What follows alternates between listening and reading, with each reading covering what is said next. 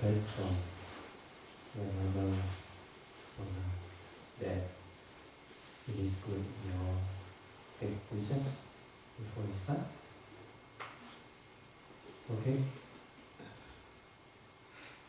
So, you're familiar 5 precepts? Okay. And those who have taken 8 precepts in the morning, then you don't take them because of 8 precepts that last until tomorrow dawn. So those who have taken 8 precepts, don't take up your hand. The rest, if you take 5 precepts, you can. If you are familiar, then you can do it. Otherwise, I show you just 5 precepts, so you can recite accordingly. This is okay. 5 precepts. Are you familiar requesting the precepts? If not, Aham Bhante. Cannot? Okay. I'll let you all request on your own. Okay. Aham Bhante. Aham Bhante. Tisaranena saha. Panchasilam. Dhamma yajami. Anugamam katava. Silam tenam. Me bhante. Dutiyambi. Aham Bhante. Tisaranena saha. Panchasilam. Dhamma yajami. Anugamam katva. Silam tenam. Me bhante. Tatiyambi. Aham Bhante. Tisaranena saha. Panchasilam. Dhamma yajami. Anugamam katva. Silam tenam. Me bhante. Tamahang vadami tamvadetha. Amabhante. Namo tassa bhagavato arahato samma sambuddhassa. Namo tassa bhagavato arahato samma sambuddhassa. Namo tassa bhagavato arahato samma sambuddhassa. Namo tassa bhagavato arahato samma sambuddhassa.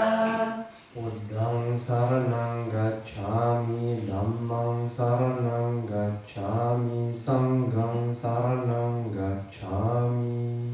Buddhang saranam gacchami. Dhammam saranam gacchami. Sangham saranam gacchami. Dutiyampi buddhang saranang gacchami, dutiyampi dhammang saranang gacchami, dutiyampi sanghang saranang gacchami. Dutiyampi buddhang saranam gacchami. Dutiyampi dhammam saranam gacchami. Dutiyampi sangham saranam gacchami. Tatiyampi buddhang saranang gacchami, tatiyampi dhammang saranang gacchami, tatiyampi sanghang saranang gacchami. Tatiyampi buddhang saranam gacchami. Tatiyampi dhammam saranam gacchami. Tatiyampi sangham saranam gacchami. Saranagamana paripunnam. Amabhante. Panatipata veramani sikkhapadang samadhiyami. Panatipata veramani sikkhapadang samadhiyami. Adinna dana veramani sikkhapadang samadhiyami. Adinadana Veramani Sikkhapadam Samadhiyami. Kamesu miccācara veramani sikkhapadam samadhiyami. Kamesu Miccācara Veramani Sikkhapadam Samadhiyami. Musāvāda veramani sikkhapadam samadhiyami. Musāvāda Veramani Sikkhapadam Samadhiyami. Surameraya majjapamadatthāna veramani sikkhapadam samadhiyami. Surameraya Majjapamadatthāna Veramani Sikkhapadam Samadhiyami. Idam me punyam Idam me punyam asavakaya asavakaya vahang hotu. Vahotu.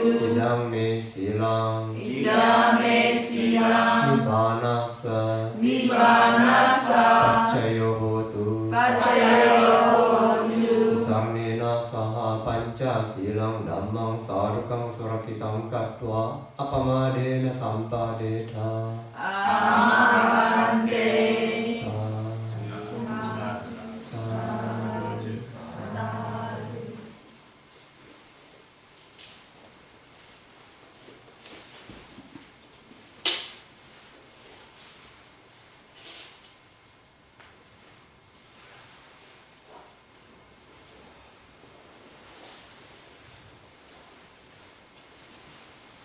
Have you all studied the Mahasatipatthana Sutta?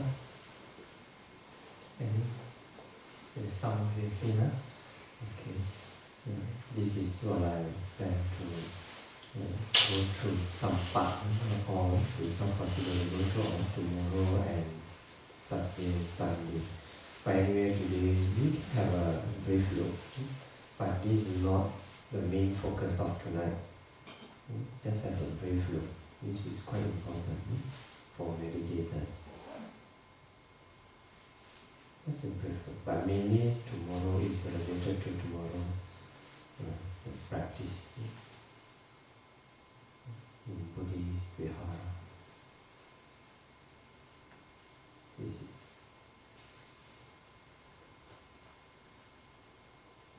okay. So Mahasatipatthana Sutta.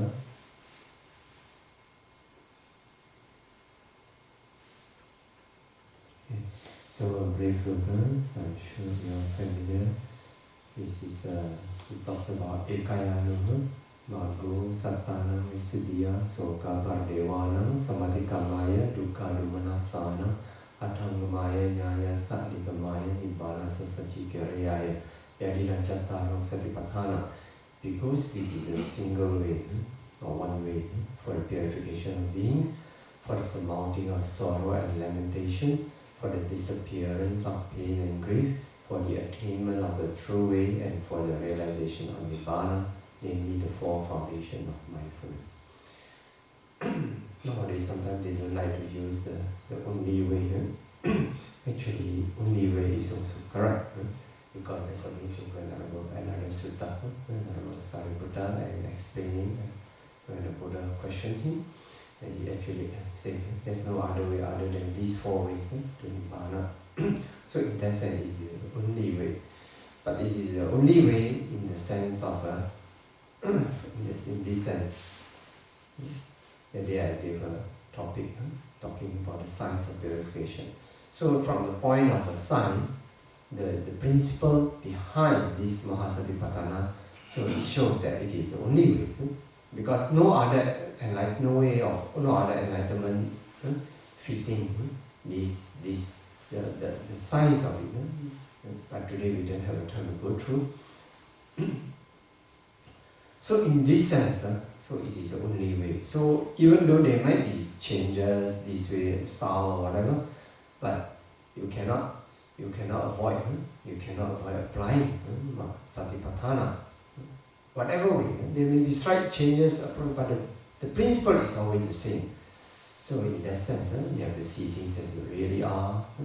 So in that sense, this is four. So what katane chataro ida bhikkhave varada four. Ida bhikkhave bhikkhu kaya kaya nupasi viharati atapi sampajano satima vinyano ke abhijado manasam. Vedanasu vedana nupasi viharati atapi sampajano satima vinyano ke abhijado manasam. Chitte citta nupasi viharati atapi sampajano satima vinyano ke abhijado manasam. Dhammesu dhammanupasi viharati atapi sampajano satima vinyano ke abhijado manasam. What are the four? Here bhikkhu abides contemplating the body as body with ardor, comprehension and mindfulness, having overcome covetousness and grief for the world. This is what always people neglect. When they talk about mindfulness, they talk about mindfulness as awareness only. But when the Buddha talked about mindfulness, the Buddha gave a complete set with ardor, comprehension and mindfulness, having overcome covetousness and grief for the world. So mindfulness is not something that, not the ordinary awareness that people can use for robbing, doing bad things, doing murder, planning schemes. All the bad things people do with full awareness. But that kind of awareness is never mindfulness. So you have to see the definition of mindfulness. And when the Buddha defined kaya, the object is also must be correct. It's not ordinary object. Kaya kaya nupasi viharati. Kaya vedana citta Dhamma, my objects. So nowadays, sometimes people distort the meaning of mindfulness. Not teachers. Usually this is what we call the outsiders. They always say, oh, I'm mindful. Mindful of what? Mindful of all the wrong things, and they think they do it wrongly. They think they can apply mindfulness for the wrong thing. Mindfulness is never wrong. Never wrong. So if you see this definition like that, mindfulness can never go wrong. So this is the key. So when people go wrong, then you know that there must have been something in between here. He abides contemplating feelings and feelings with ardor, comprehension and mindfulness, having overcome covetousness and grief for the world. He abides contemplating mind as mind with ardor, comprehension and mindfulness, having overcome covetousness and grief for the world. He abides contemplating Dhamma objects as Dhamma objects with ardor, comprehension and mindfulness, having overcome covetousness and grief for the world. Okay. So there are a few things. When you apply that awareness, that kind of unforgetfulness, it comes with a package. Kaya, Vedana, Citta and Dhamma. And these are the objects must be correct. Objects are based on the reality. And then you have to have the ardent, the sampajana. The sampajana, the Cetasika basically is the wisdom, non-delusion, Cetasika. Then, have to avoid greed and anger. With that only you apply mindfulness.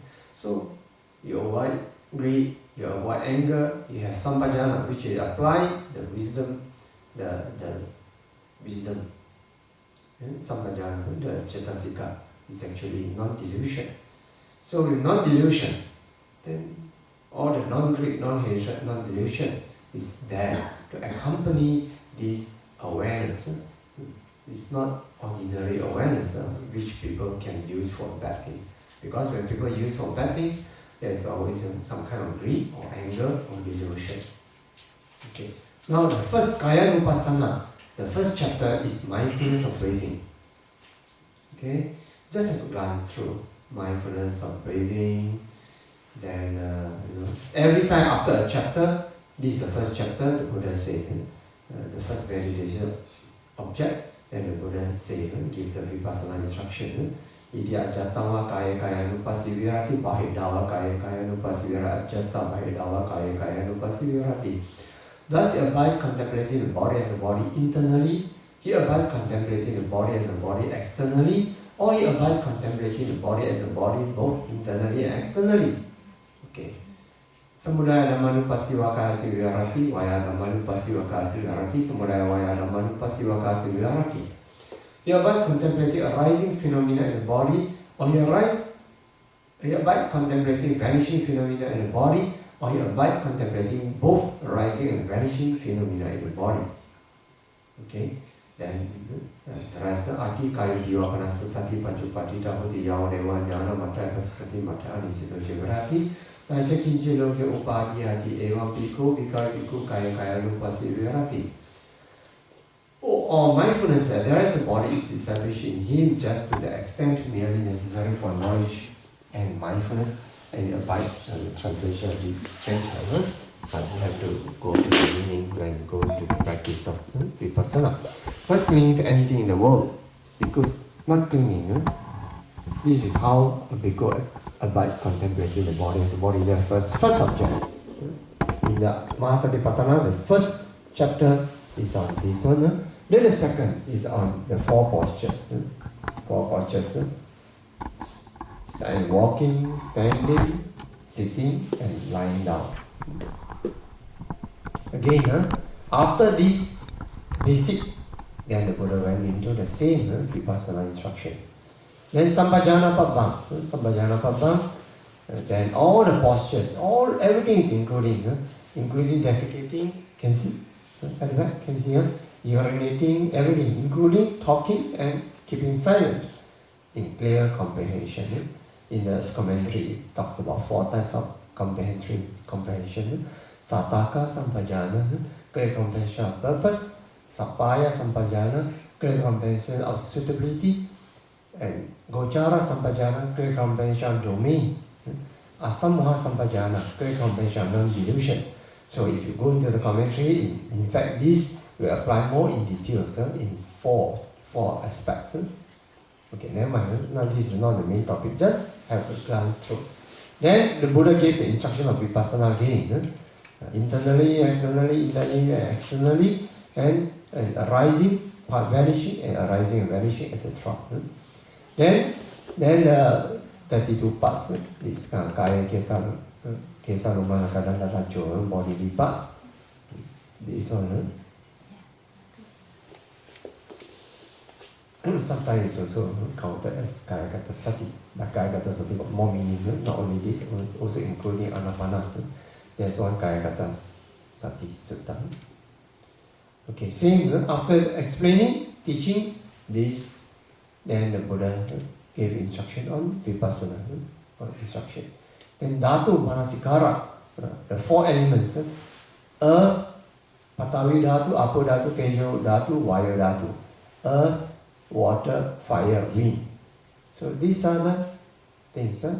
Then again, then the Buddha gave the vipassana instruction. So altogether we have 5 already. So 5 chapters on Kaya Nupassana. Then you have these 9, all on symmetry one, all the various types of cause. Okay? First, this kind of cause. The body, swollen, discolored, etc. And then you practice, the monk goes to practice the vipassana. All are meant for vipassana. And then you have this different level of cause. Still, the monk goes to practice vipassana. Okay, so all together 9 levels, 9 types of cause, up to skeleton, etc. Then every chapter goes to vipassana. So for Kaya Nupassana, how many chapters? How many practice, main practice? 14. 9 for the symmetry, 5 for different, starting from Anapana, then 4 postures, then all various bodies parts, then 32 parts, and then the 4 elements, etc. So like this. Then Vedana Nupassana, feeling all boils down to one. What kinds of feeling is this? Because Sukham va Vedana Vedayamanu, Sukham Vedanam Vedayamiti Pajanati, Dukkam va Vedanam Vedayamanu, Dukkam Vedanam Vedayamiti Pajanati, Adukam Sukham va Vedanam Vedayamanu, Adukam Sukham Vedanam Vedayamiti Pajanati. Okay? So experiencing pleasant feeling, he knows as pleasant feeling, painful feeling as painful feeling, neither, you pronounce American, neither painful nor pleasant feeling. Okay. So bodily feelings, there are 2 types, pleasant feeling and painful feelings only. And the mental feeling, you can have 3. So this refers to the mental feeling. Mental feelings, three types of mental feelings. Then experience a pleasant feeling, pleasant sensual feeling, pleasant non-sensual feeling, painful sensual feeling, painful non-sensual feeling, neither painful nor pleasant sensual feeling, neither painful nor pleasant non-sensual feeling. Okay, all together, all feelings are included. Then again the vipassana instruction. Iti ajatawa vedanasu vedananupasi virati, bahidawa vedanasu vedananupasi virati ajata, bahidawa vedanasu vedananupasi virati. He abides on contemplating feeling as feeling internally, he abides contemplating feeling as feeling externally. He abides contemplating feeling as feeling both internally and externally.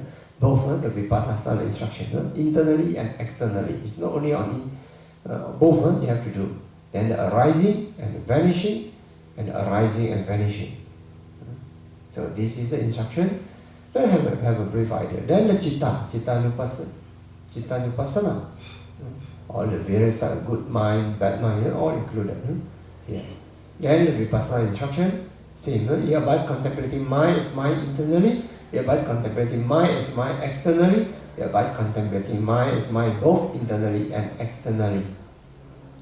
And then the arising, vanishing, and arising and vanishing. Then look at Dhammanupassana.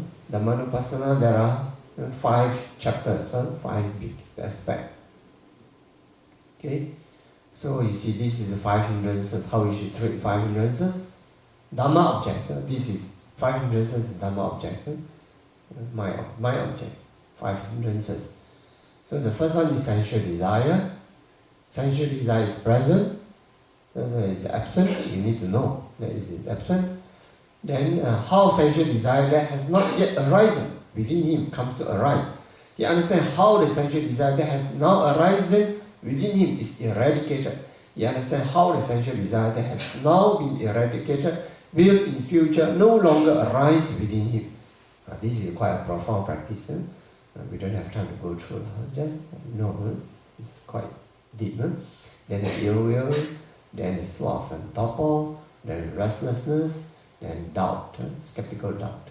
Then, same, again the vipassana instruction, contemplating Dhamma objects and Dhamma objects internally, he abides contemplating Dhamma objects and Dhamma objects externally, or he abides contemplating Dhamma objects and Dhamma objects both internally and externally, and arising and vanishing. So all the same instruction.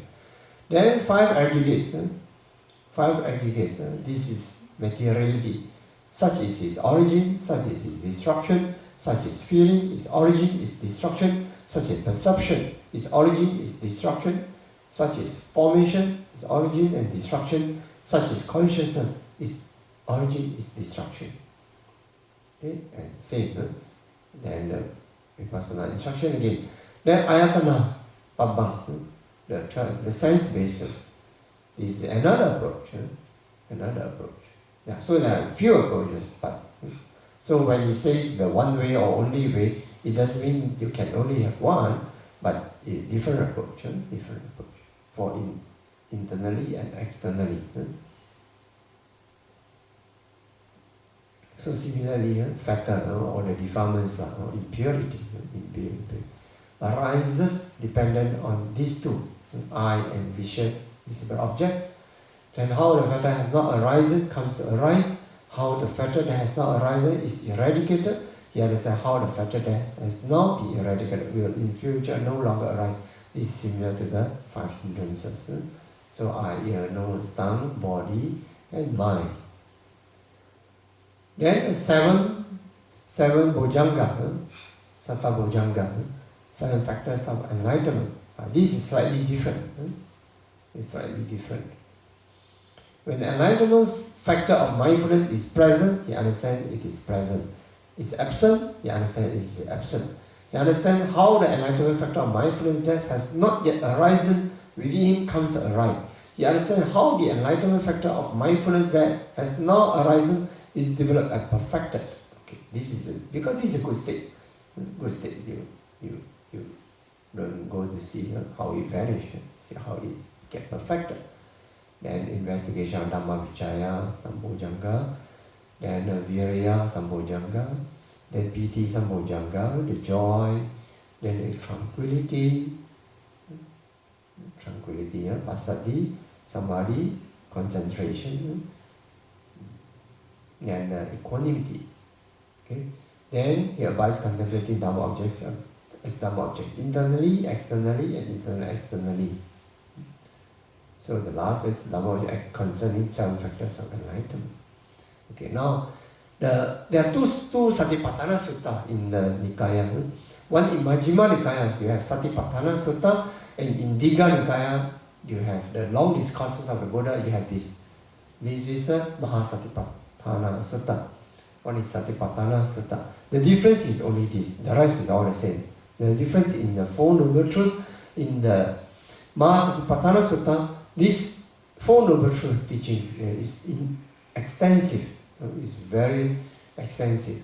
Whereas in the Satipatthana Sutta, this is not, is in brief, is given up to here, in brief, finish, up to here, finish. Okay? So the Buddha says, the suffering, understand as it really is. Yatha bhutang pajanati. You see again, yatha bhutang pajanati, seeing things as they are, they really are. Then the origin of suffering, cessation of suffering, the way practice leading to cessation of suffering. Okay, so the Buddha explained all this suffering, all these various types of suffering, I'm sure you know. So yeah, I'm sure you have read about it. So this is it talks about.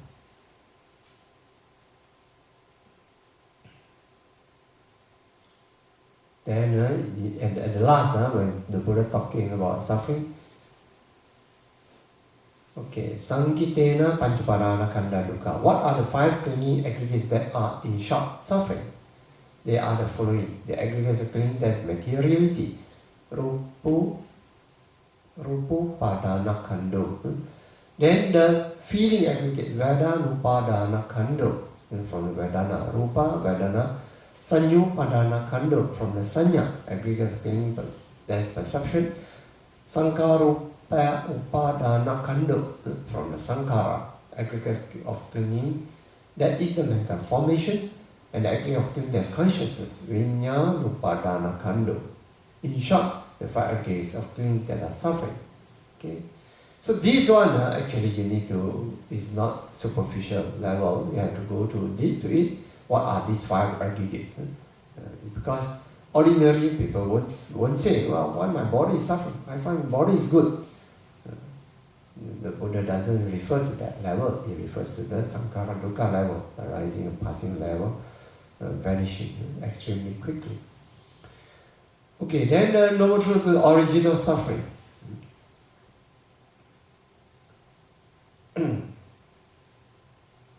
Okay, so that is to say, sensual craving, takama tanha, craving for existence, bhava tanha, and craving for non-existence, vibhava tanha.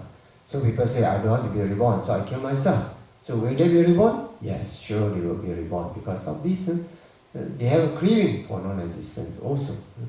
That itself will cause their rebirth. So people who commit suicide, then immediately they are mostly, like what I would say 99%, they always get reborn in a very bad place because of the last thought moment, very bad. So it is dangerous. So now this is you see this in this aspect, when the Buddha talked about the origin of suffering, the Buddha talked very clearly how to practice. So in this sutta, the Buddha gave the teach differently because of the meditation instruction. How, where in the world, the Buddha says, wherever in the world there is anything agreeable and pleasant, that there this craving arises and establishes itself. Then the Buddha says what? I in the world, I, ear, nose, tongue, eye, ear, nose, tongue, body and mind. Then visible objects. Why the Buddha say like this? Very strange, huh? Not strange actually. The Buddha was very wise. He dissect all these experiences to ultimate reality level. so that scientifically it is not durable, not possible for our defilements to sustain, to be established. Eye consciousness, ear consciousness, etc. Nose consciousness, tongue consciousness, body consciousness, mind consciousness, and eye contact, ear contact, etc. Feeling, perception, all six sense doors, volition, and a craving for visible object, applied thoughts of visible objects, then sustained thought. So you see, actually this is a meditation practice. The Buddha was giving meditation, not practice, instruction. And then craving. How to abandon? About the noble truth of the cessation of suffering. In this aspect, in this sutta, the Buddha gave the instruction to the practice rather than just tell you the result. So it is a complete fading away and extinction of this craving. It's forsaking and abandonment, liberation from it, detachment from it. How does it happen? Wherever in the world there is anything agreeable and pleasant, there this craving comes to be abandoned, there is cessation comes about. Then the same formula, eye, ear, nose, tongue, body, mind, and visible objects, and all that. Then the eye consciousness, ear consciousness, eye contact, ear contact, etc. All the six feelings. So just an overview, but I want to tell you how important it is, Mahasatipatthana Sutta, for practitioners who seek liberation, volition, craving. When it comes to the last part, it's most interesting. You find how the Buddha assures us applied thought of visible, applied thought, sustained thought, of all six sense doors. There is a science in it, why it is so important. And then and the right view. What is right view?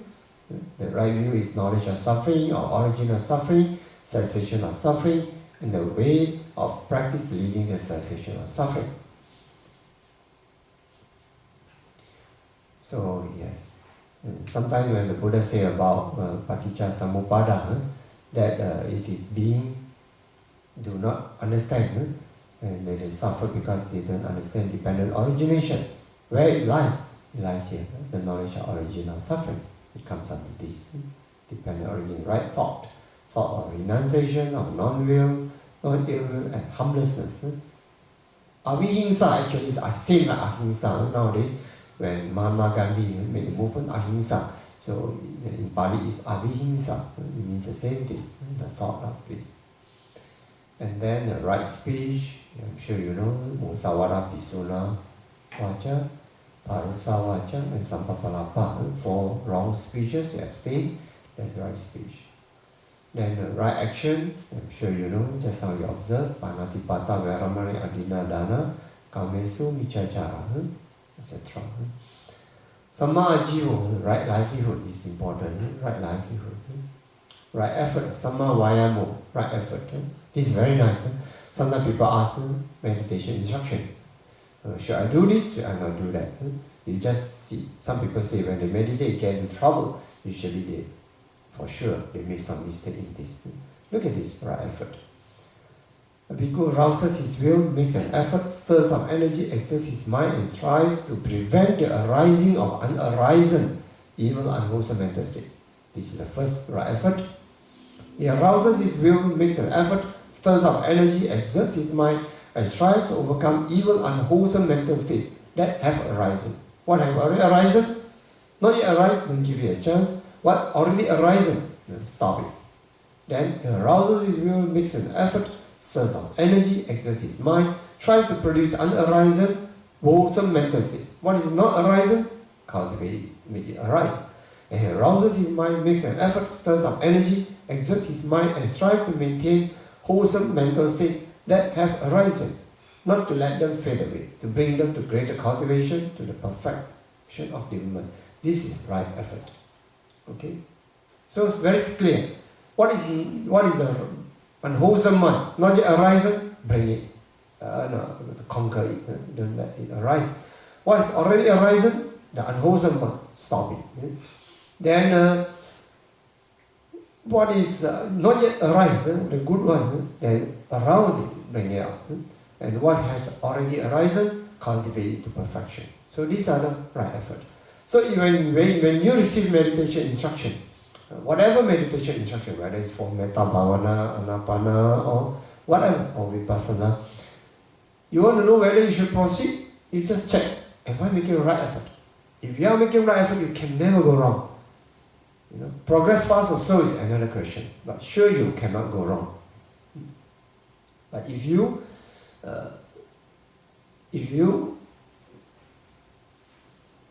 notice that you are making wrong effort already, for example, you meditate with a lot of craving for a result, then you know that craving for a result is another defilement, which is something that we have to relinquish. So you don't meditate with a craving for a result. So then you know this is wrong effort. Wrong effort will not bring good fruit in the practice. So in this way you can judge. Then samasati, what is mindfulness? Again you see the same formula. Kaya nupasvihārati atapi sampajana satima vinyāloke abhijado manasam vedanasu. So same, right? Mindfulness. And what is samadhi? Okay, here bhikkhu detached from sensual desire, detached from unwholesome mental state, enters and remains in the first jhana. Okay, if it is with upright thought and sustained thought, born of detachment, filled with joy and pleasure. And with the subsiding of upright thought and sustained thought, gaining inner tranquility and oneness of mind, he enters and remains in the second jhana. It is without upright thought and sustained thought, born of concentration, filled with joy and pleasure, and with the fading away of desire, delight, he remains imperturbable, mindful and clearly aware. Thus he experiences in his body. This is not the physical, That kind of pleasure of which one you have to understand fully, you have to go to the commentary. Or what Noble One said, that pleasure is experienced by one who dwells equally in mindfulness, he enters the jhana. Then having given up pleasure and pain, and with the destruction of former gladness and sadness, he enters and remains in the fourth jhana. This is beyond pleasure and pain and purified by equanimity and mindfulness. This is called right concentration. Then the Buddha gave this suttas. It is the way to the cessation of suffering. And then Buddha gave them vipassana instruction. And contemplating Dhamma objects and Dhamma objects, then you practice. Okay, now this is the best part. The Buddha assurance. Bhikkhus, yogi kochi bhikkhave ime chattaro satipatthane evam bhave sattavasani tassa rina palana anitaram palam padikanta diteva dhamme anya sativa upadisesya anagamita. Because whoever should practice these four foundations of mindfulness for just 7 years may expect one of two results. Either arahantship in this life, or if there should be some substrate left, some whatever impurity left, a state of non-returner, which is anagami, anagamita. Then let alone, not to say 7 years, even 6 years possible. Then the Buddha said, not let alone 6 years, 5 years possible, let alone 5 years, 4 years possible, let alone 4 years, 3 years possible, 3 years possible, let alone 3 years, 2 years possible, let alone 2 years, 1 year is possible, let alone 1 year, 7 months possible, and let alone 7 months. You see the Buddha keep repeating again and again to emphasize. Depends, you can go fast, even depends on the parami. 4 months, 3 months, 2 months, 1 month, half month. Then let alone half a month. Whoever should practice them for just 7 days may expect one or of two results. Either arahantship in this life, or if there should be some substrate left, the state of non-returner. Okay. This is the reason they was said, because this is a single way for the purification of beings, for the samadhi of sorrow and lamentation, for the disappearance of pain and grief, for the attainment of true way, and for the realization of nibbana, namely the four foundations of mindfulness. So then that's the end of Mahasatipatthana Sutta. So I guess this overview might be, this is good, sometimes inspire you to practice according to practice this. Now, this is another thing which is the main part of tonight. I would like to show you Ratha Vinita Sutta. Is it too heavy for you? Any question up to now?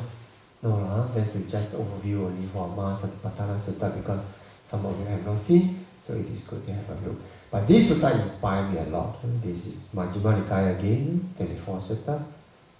Just now it's Digha Nikaya. This is Majjhima Nikaya. Let's look at it.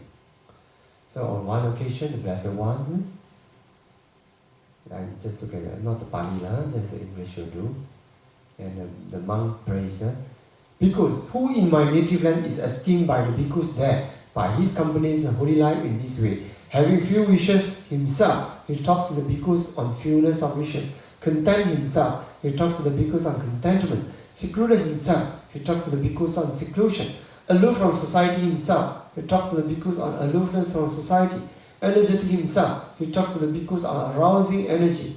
Attained to virtue himself, he talks to the bhikkhus on the attainment of virtue.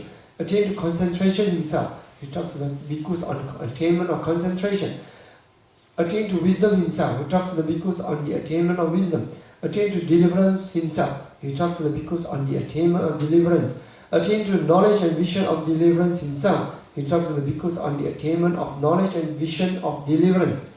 He's one who advises, informs, instructs, urges, rouses, and encourages his companies in holy life.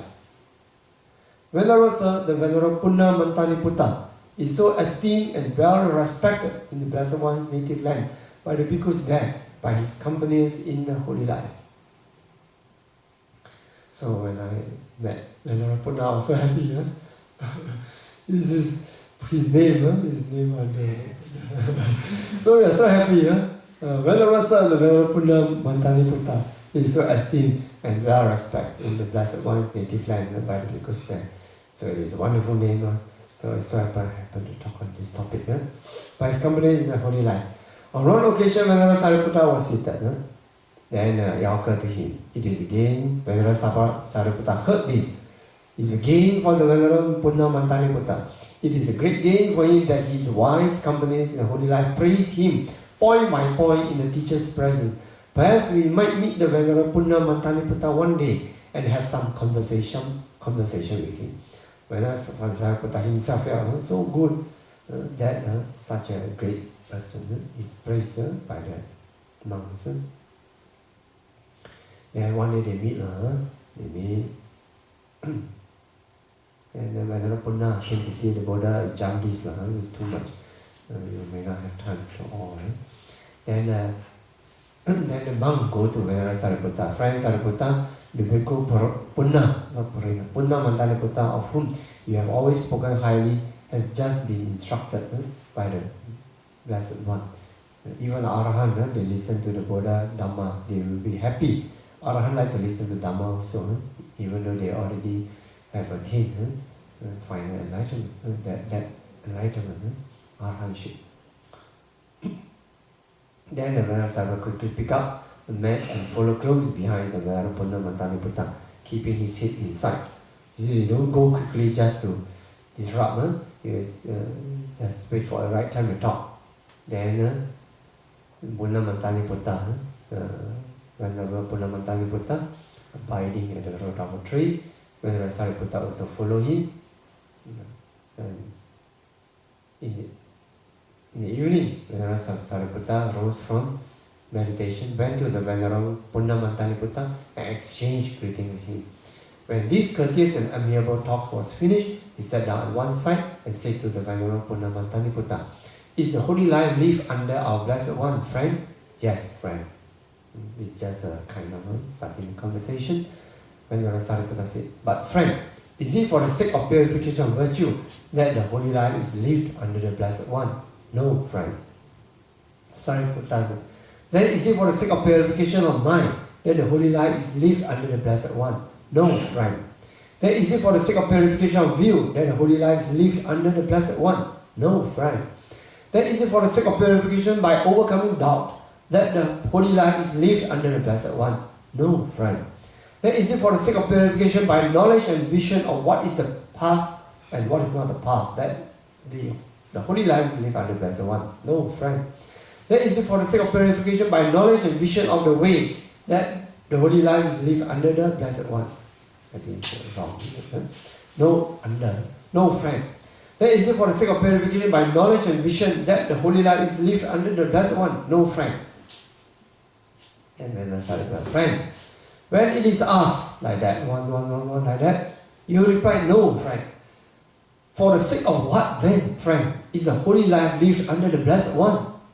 Buddha said, friend, it is for the sake of final Nibbana without clinging that the holy life is lived under the Blessed One. Here it refers to Asankata Nibbana. There are three ways we talk about Nibbana. One is with clinging, when you attain, you cut off, when you attain arahantship, then still the body remains. There is the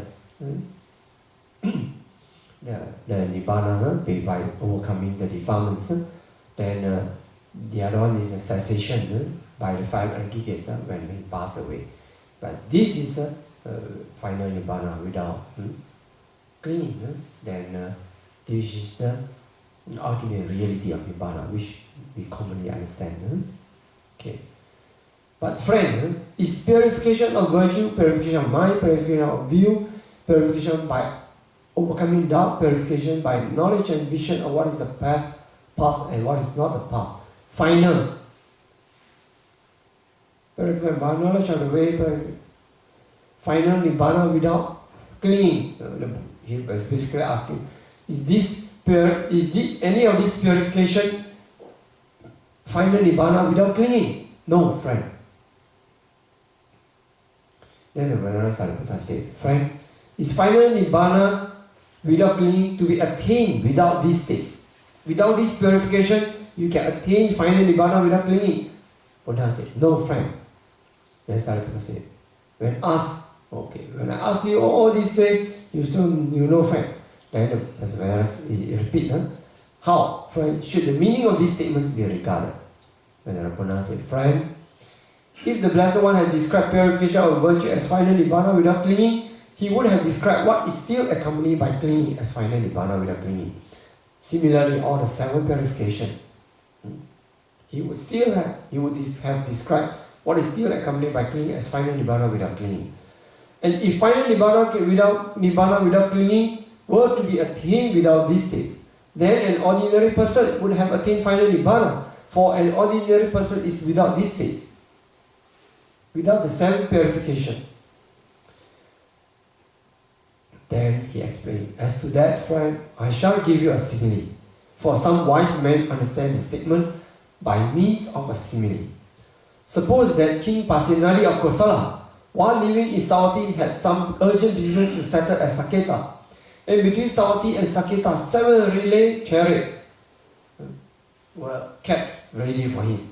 Then King Pasenadi of Kosala, leaving Savatthi through the inner palace door, would mount the first relay chariot, and by means of the first relay chariot, he would arrive at the second relay chariot. Because what? The horse will be tired, After the horse tired, then they change another chariot.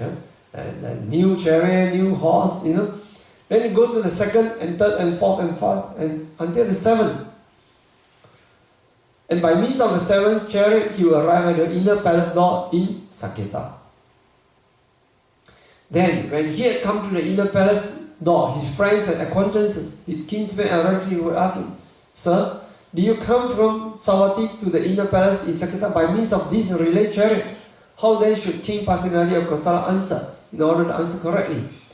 In order to answer correctly, he should answer thus. Here, while leaving Savatthi, I had some urgent business, and 7th chariot, I mount the first chariot, the second chariot, the third chariot, the 7th. In order to understand correctly, he should answer thus. We go quick because we don't have so much time. So to friend, purification of virtue is for the sake of reaching purification of mind. Purification of mind is for the sake of reaching purification of view. Purification of view is for the sake of reaching purification by overcoming doubt. Purification by overcoming doubt is for the sake of reaching purification by knowledge and vision of what is the path and what is not the path. Purification by knowledge and vision of what is the path and what is not the path is for the sake of reaching purification by knowledge and vision of the way. Purification by knowledge and vision of the way It is for the sake of reaching purification by knowledge and vision. Purification by knowledge and vision is for the sake of reaching final Nibbana without clinging. It is for the sake of final Nibbana without clinging that the holy lives live under the Blessed One. So altogether how many? 7. 1, 2, 3, 4, 5, 6, 7. 7 purification. When this was said, all 7 purification they are all for the sake of final Nibbana without clinging. So the real goal is actually Nibbana. The rest is just the tools, the vehicle to reach the goal. When this was said, Venerable Sariputta asked Venerable Punnamantaniputta, this is a very nice part. What is your name and how do your companies in the Holy Life know you as? Venerable Punna replied, my name is Punna, friend, and my companies in the Holy Life know me as Mantaniputta. Venerable Sariputta, it is wonderful, friend, it is marvelous. Each profound question has been answered point by point by the Venerable Punna Mantaniputta as a learned disciple who understands the teacher's dispensation correctly. It is a gain for his companies in the Holy Life.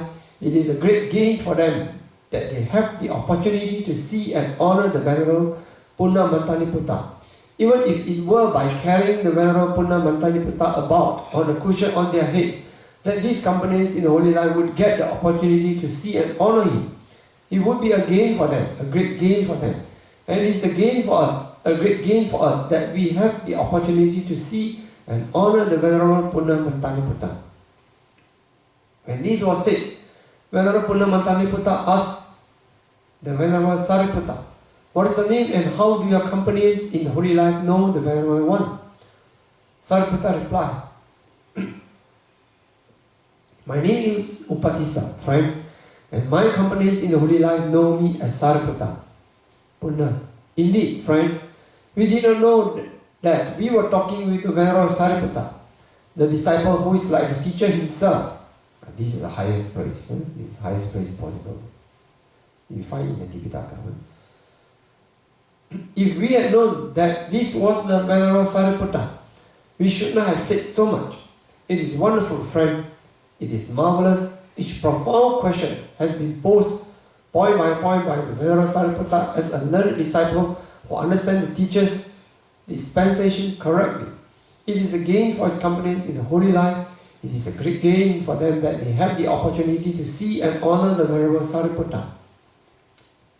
Even if it were by carrying the Venerable Sariputta about on a cushion on their heads, that their companions in the Holy Life would get the opportunity to see and honor him.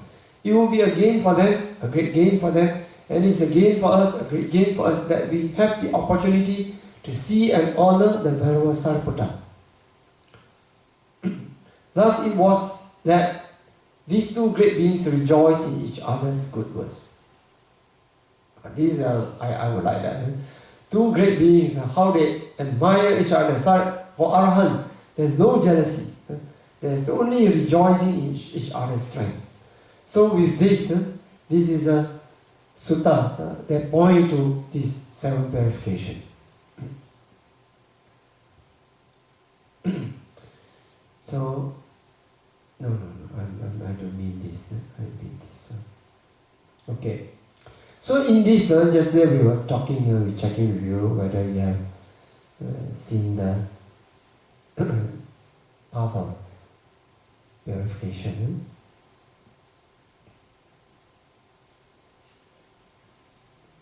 This book, this is just contents. We cannot go into details. Just a rough overview. You just see what is this. We say Buddhist encyclopedia. What is it all about? The path of purification. The first is, it comes under part 1, virtue, sila, part 2, samadhi, concentration, and then the part 3. Part 3 is the understanding, which is the wisdom, panya. Okay? Okay. Have an overview from the content. You will know what is the teaching of this, the path of purification. It talks about only there's a lot. bravely when you go in, then it talks about the virtue. And the ascetic practice, they do 13 to Tanga, which the monks practice sometimes. Not compulsory or not necessary, but it is good to practice. So in Thailand, some they practice in Burma, they will practice this, do Tanga practice in the forest. I also met Sri Lankan monk who did that, practicing in the forest. In Sri Lanka, one place, Maṅgala, they also practice.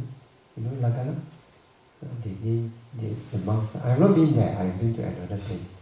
So they practice ascetic practice. Very simple living. Very admirable. But important is still the teaching. So concentration. Okay, then the Buddha talk about the basic things, about what is concentration. This is taken from the Buddha's teaching. When the Buddha goes out, he composed it.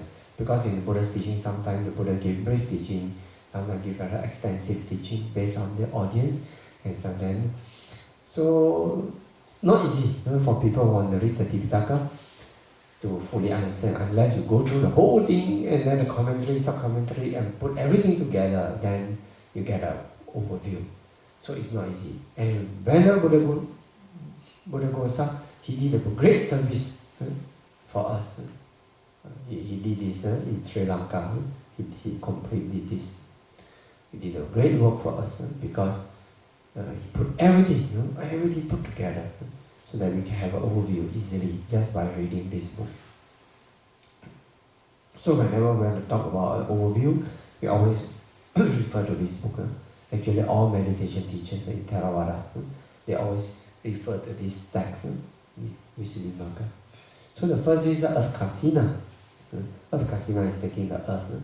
They practice taking a round things, like maybe the bowl also, our monk's bowl, our bowl cover, you take the earth, you make a round thing, and then from there, you take a vision, you look at it with your eyes, and then you fix until you close the eyes, you can see, and then from there you practice. There are various ways.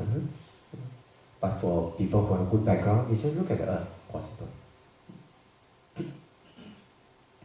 So using this example, talking about the jhana, first jhana, second jhana, third jhana, fourth jhana, and the fivefold reckoning of jhana. This is the Abhidhamma way of reckoning.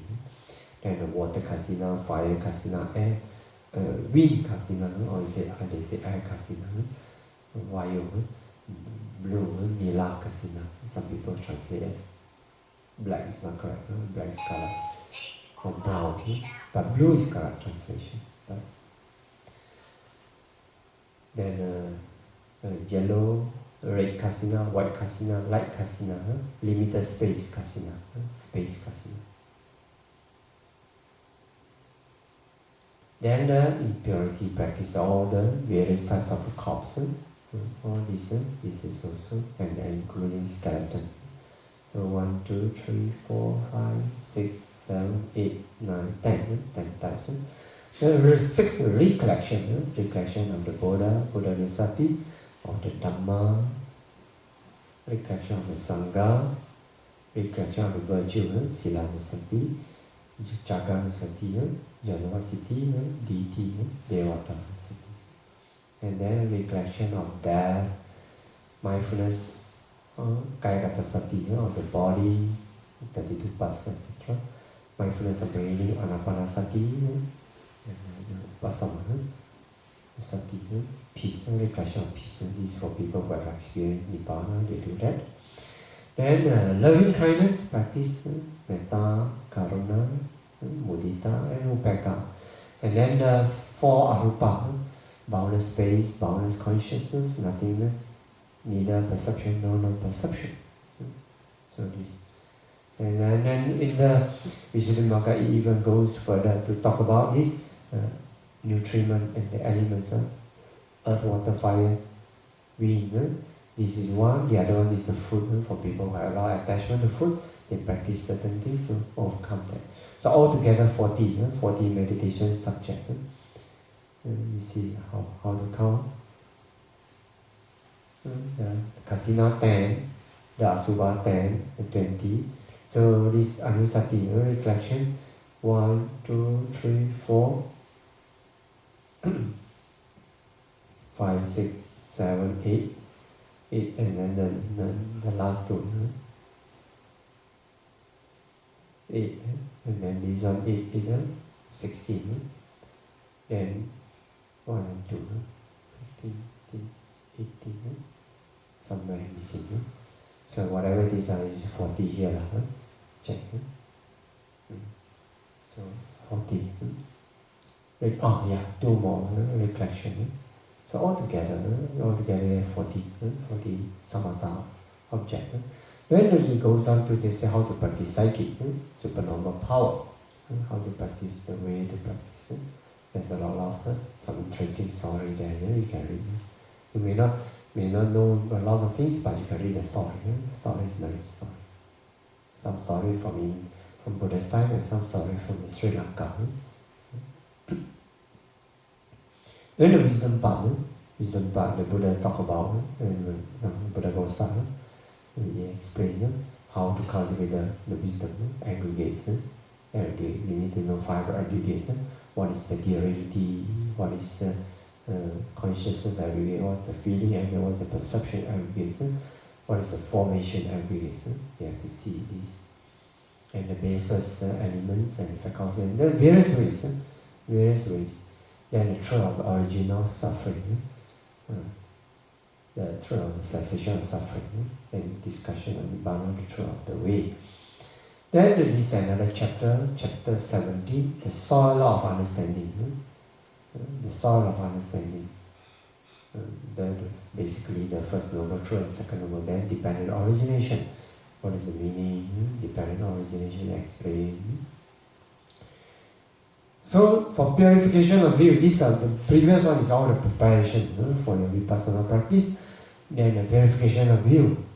Purification of view, mentality and materiality. You need to know the 4 earth, water, fire, wind, 18 elements. 18 elements basically from 6 sense doors. 6 sense doors. The 6 kinds of objects, 6 kind of the base, the eye, ear, nose, tongue, body, mind, and then the consciousness. So 6, so 18. Then 12 bases, 5 aggregates. There are different classifications, and then from primaries.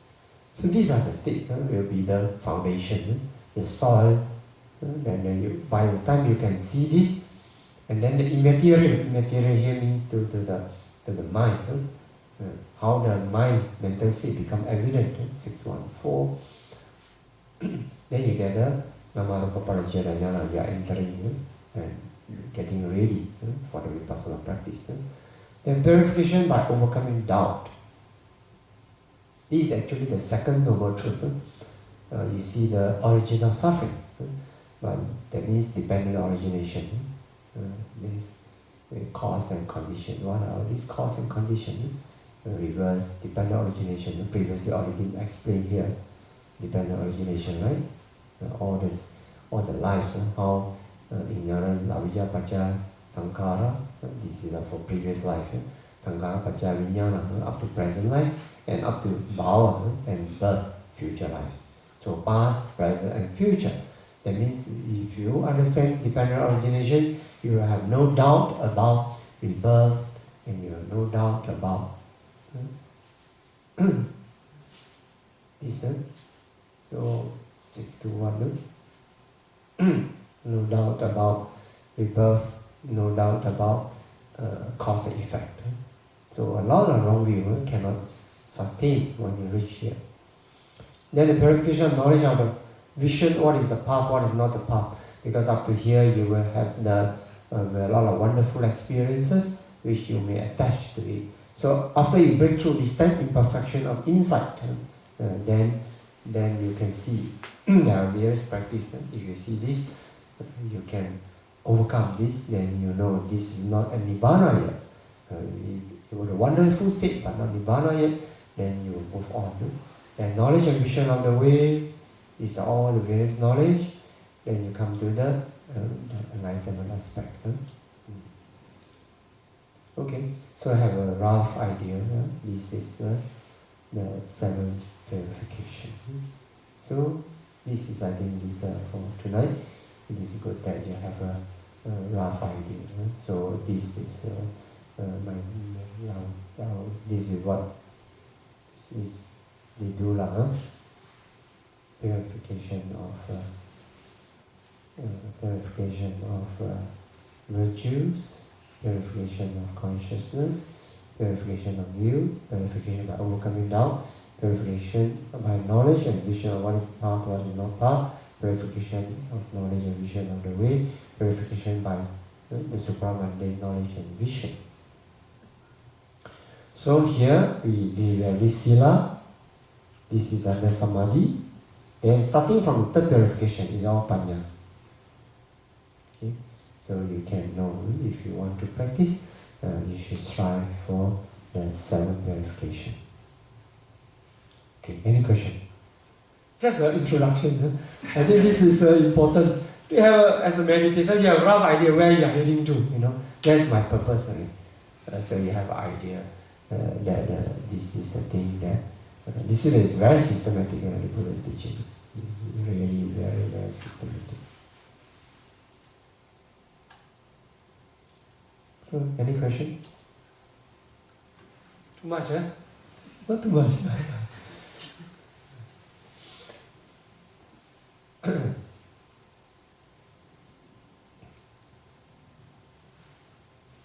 So do you recommend that we should read this book? Oh yes. Yeah. You read, sometimes you cannot understand, you skip. You just read the stories, whatever. Yes, you can. It's not easy to understand everything. For example, if you go to the understanding part, I tell you, it's very profound. You need to read this along with the Abhidhamma. If you don't read the Abhidhamma, you'll find it very difficult. It explains, all these things, especially the soil of the understanding. Description of the faculties, this is all very profound. The I element, how to see the I element. Should look at surface of it, how to look at it. This is experiential. But at least you have an overview. You know what are the things which is very challenging. So it is good to read, but without much understanding also, you have an overview. Like you see the map, you get a rough idea. You don't really get to know the content, but you got a rough idea. So it is good. The eye consciousness arising due to eye, visible, datum, light, and attention. Yeah. Yes. This is all the soil for understanding. If you come to this, why is it necessary? It basically is breaking down compactness. Because I'm not understanding this, you find many people come to us, Bhante, I meditate anapana, whatever, or metta. I have a lot of metta now when I meditate, but when I see the situation, I still get angry. Because they say, I still get angry. Why? Because the latent part is not easy to uproot. Latent part is not easy to uproot. That's why it is very tough. So I say, no, the Buddha didn't meant for you to just by determination, you don't force yourself to be perfectly pure. Not possible. You must have method, and this is a method given in the 7th purification that is given in the text, saying that what you should do for your to really go to the anusaya level, the latent tendency level, to uproot your defilements. You need to do that. So it is that's why sometimes when we can understand this, we also feel a lot of forgiving and accepting to people. Sometimes I see students that come to me, they repent, say, I made a mistake. I blame myself, I remorse. I practice Dhamma already, I know the Buddha's teaching, I still cannot do correctly, I still have this defilement, I still make this mistake. They blame themselves. I say, no, I don't blame you, why should you blame yourself? Because you don't expect yourself to come to this level of performance, just by knowing that this is, you shall have non-greed, non-anger, non-delusion. No, it is not, because they want to be good, but they are not capable. Why they are not capable? Because this kind of purity which you expect in yourself doesn't come by mere wishes. It comes by realization of the truth of this profound reality. So some people say, Bhante, I have been meditating for 10 years, still I have this bad nature, still it arises, I feel very shameful. I say no, because you have to accept that you have, as long as you have not come to this high level of realization, it is not easy. Even after this level of realization, it is still not easy. Because the real achievement only with Maṅgala, the path, realization, enlightenment. First stage of sainthood, second Sotapati Magga, Sakadagami Magga, Anagami Magga, and Arahata Magga. Without this, you don't expect yourself to have this kind of perfect achievement. Then don't expect this. So if you don't understand, you cannot forgive yourself. You blame yourself. So sometimes this understanding is very helpful. So it helps both ways. When sometimes we are not able to live up to the high level, Arhan level, Anagami level, or whatever level, then you forgive yourself. Because my understanding of the Dhamma is not complete yet, not perfect yet. So if that understanding of Dhamma is not perfect, how do you expect the result is perfect? So similarly, when we treat others, we end up very embracing with a great mind, magnanimous and forgiving. Because we understand it is too demanding to ask a child, ask a people, anybody outside there to have a high standard of practice. It's not true. Because it's not easy to eradicate defilements. That is why the Buddha taught to such extensive ways so that you can effectively eradicate defilements. To the point of no remainder. No remainder means you don't need to make an effort. I heard one friend of mine, he gave a talk in the university days. He said, you know why Arahants have no defilements? Because they are mindful. I said, no. Not like that. Of course, Arahant is mindful all the time. But they have no defilements because already uprooted. Not because they have to make effort. They don't need to make effort. That is the achievement of Arahant, or Pacceka Buddha, or the Sammasambuddha. But for other people, they have to make effort. So the moment they are negligent, heedless, for a while, that moment defilements arise. So with that understanding, we become accepting to ourselves and we become accepting to other people. We accept our imperfection, we also accept other people's imperfection. Because you have to work very hard. Because not by virtue, not by sila practice, a person can attain that level of... Not by sila practice, you can attain that purity. No. Sila is not enough. Sila is not enough. You have to go to purification of concentration, of consciousness, view, overcoming doubt. What is path? This step by step. Can you skip? No, cannot skip. Just like the King Pasenadi's chariot. One will lead to another. In between, no, then you don't reach. You have to join by one after another.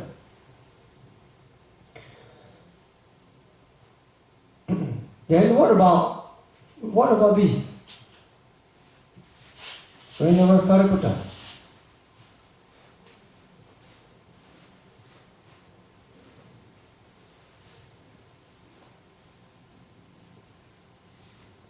what about this? Whenever Sariputta heard just of those phenomena that originate from the cause, the Tathagata has declared the cause. He already became Sotapanna.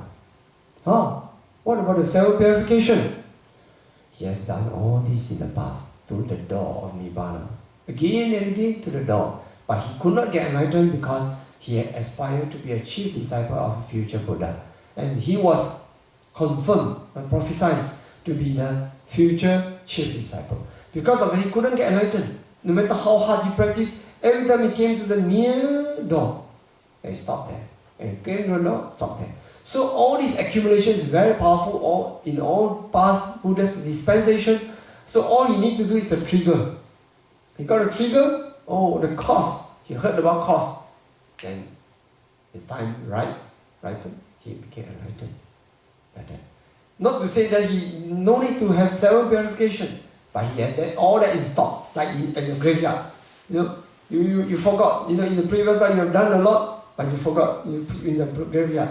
And this life you go and dig, and you get the gold, and become rich in the same way.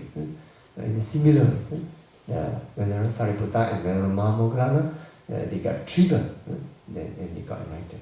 Little Dhamma triggered enough for the enlightenment. So this is you can read up with the Maṅgala.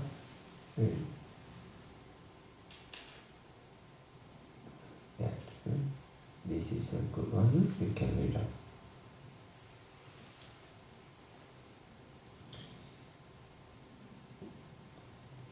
Okay, inferior, medium, superior elements, 18 elements, all these. It's explained to you what is the meaning.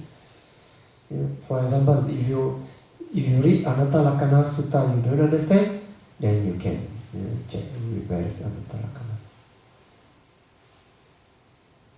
Wait, okay. For example, if you read up this sutta and you don't understand how to practice, then you read Visuddhimagga, it helps you to understand. I'll just show you briefly. No, it's too far already.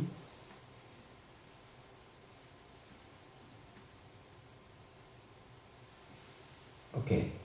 In the second sutta taught to human, after the Buddha gave the Dhammacakkappavattana Sutta, after the Buddha, they taught this. You see, the Buddha taught it.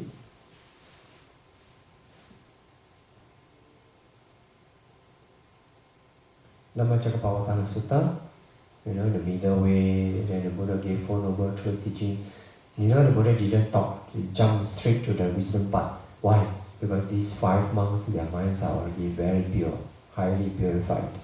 So, because of that, though the Buddha usually for people with great potential, then the Buddha straight away go into 4 Noble Truth. It's possible.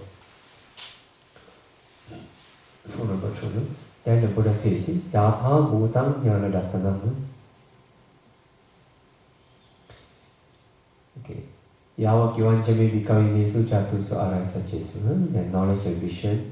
Evam Parivattam. Arasaches Evam Parivattam Vyadaskar Yatha Bhutang Jnana Dasanam Na Suvisara Ahosi Neva Tawahaham. So while my knowledge and the reality of this 4 Noble Truth in the 3 most and 12 aspects, you should read this sutta also, Dhammacakkappavattana Sutta, the first sutta given by the Buddha, very important. Though he will not declare himself to be enlightened.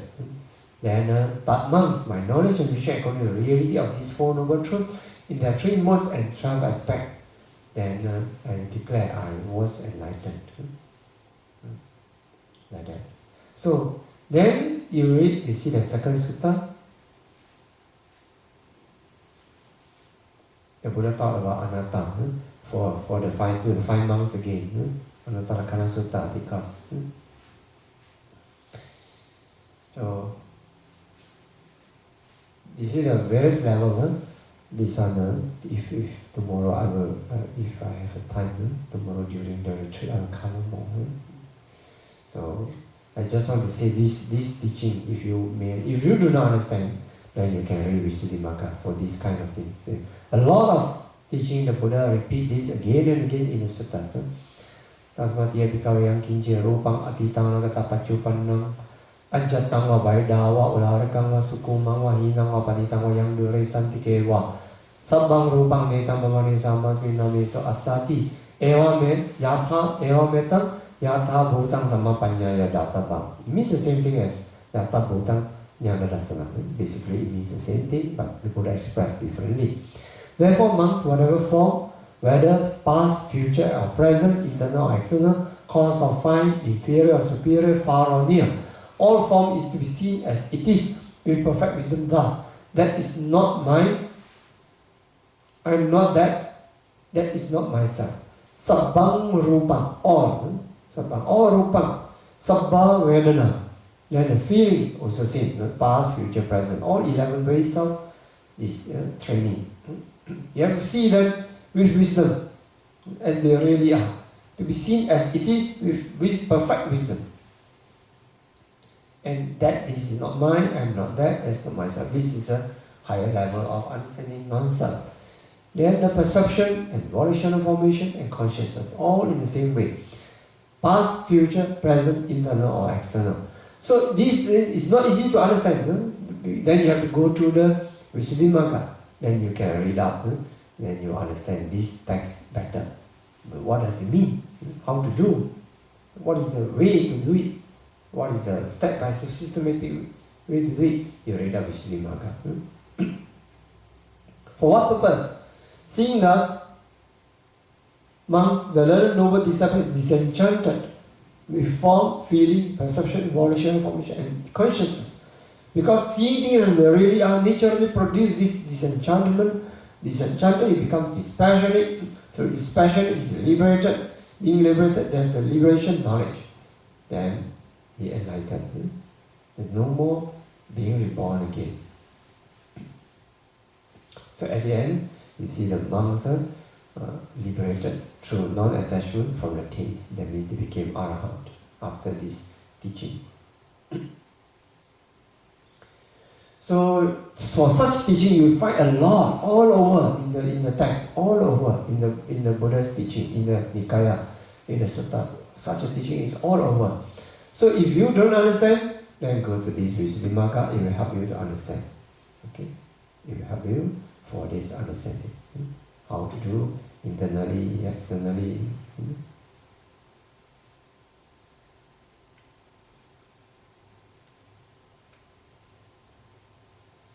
I element, all the element, profitable things. See, 5 door adverting. The mind element is reckoned as 3 things: 5 door, adverting, profitable, and resultant. This is very, not easy. You just read, but you can read, no problem. But for a real understanding, you may need the help of Abhidhamma and for that understanding. But don't get frightened when you read this. My mother didn't read this, My mother saw this. So that is an easier, better way of knowing. I personally, when I first look at Visuddhimagga, I was wow. I just got an overview. Then I said, wow, this is so profound. Yeah, I knew I could not comprehend too well. So I said, I put it aside. I say, one day if I can practice my company. But I have an overview. But that overview gave me a lot of inspiration. Because, the Buddha's teaching can be that profound. We can go so high and so far into this. And all these things can be realized. It's not to be believed. So then so my reading, those days I didn't read that great detail. I just read, so profound. I said, well, no, I can't finish. But overview is good. That overview gave me a lot of inspiration. Was it adverting my element? Proximity, continuity, absence, disappearance, proximity. This is the Patana practice. But this is more profound in this. So you may not be able to understand, but overview is good. When we have overview, 5 doors, jhavana, adverting mind consciousness, etc. So mental data element. So how? Okay, this is a very, very things. It's good.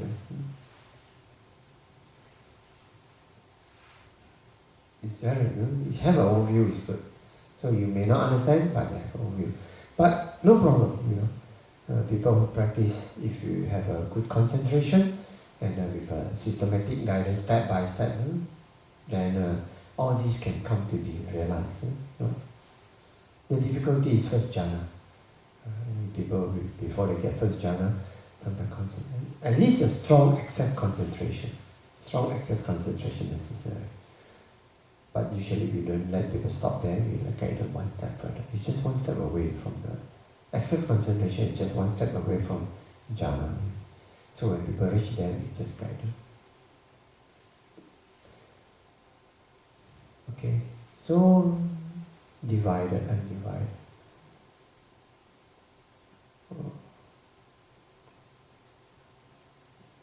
Can read for overview.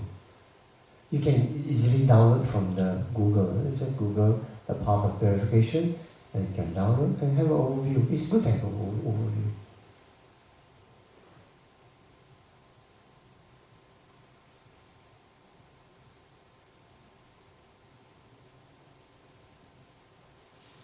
And then of course, it's not easy to just read from here, the commentary, Paramatthamanjusa, explain further, and from there and further.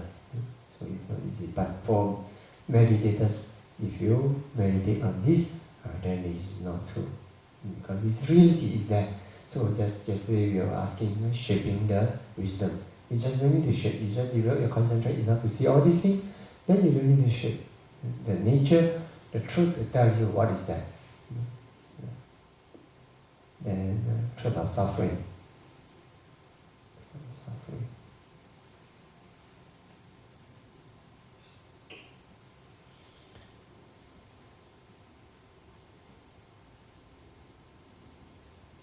Aging, death,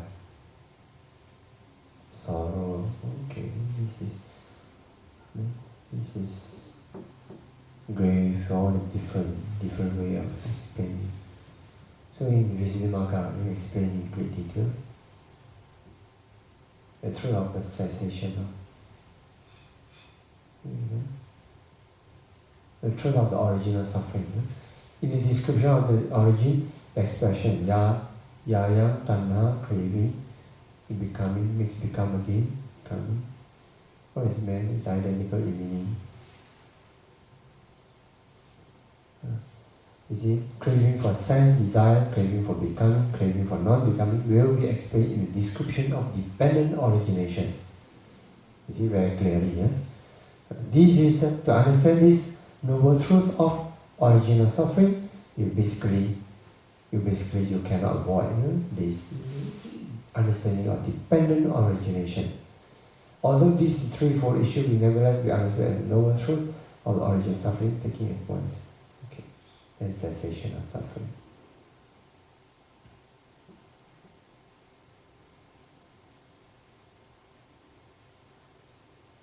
And discussion on Nibbana.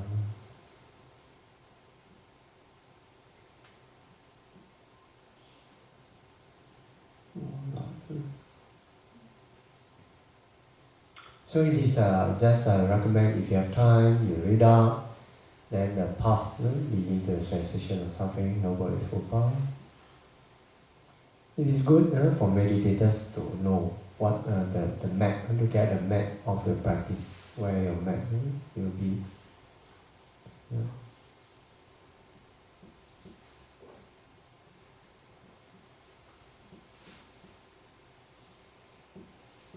So you can read up on your own. Okay, but I think it's not possible to go through. There's a lot.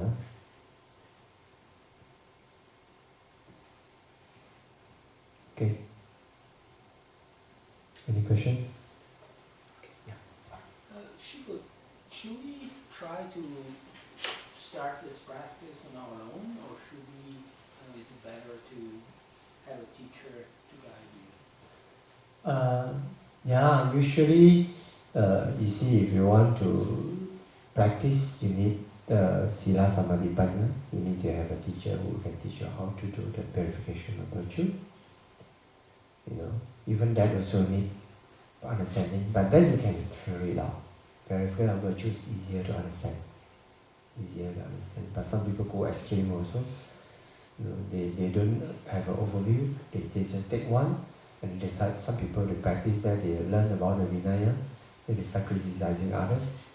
They end up having more defilements. Yeah, I see people who don't understand the gist of it. Actually, it's in your mind. So this is a problem.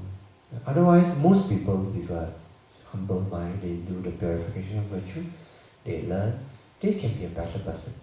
Usually the mind will be more peaceful, happy, harmonious, witty. then such a mind is ready for concentration practice. Then concentration practice, sometimes nowadays you don't get a teacher like a Buddha who can precisely tell you this is the thing you do, nothing else, this, do, that, this. So even for even when I was Buddha could not teach like the Buddha. So sometimes you have to experiment a little bit.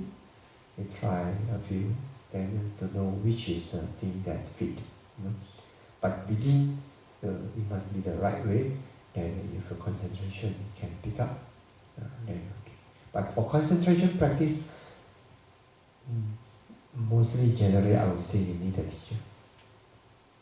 But I do find people who can just take the text and then they see. I have one friend, he look at the Sayadawji's teaching, then he just say, we practice so hard, 1 or 2 years, and he just look at it, then he could just get his jhana.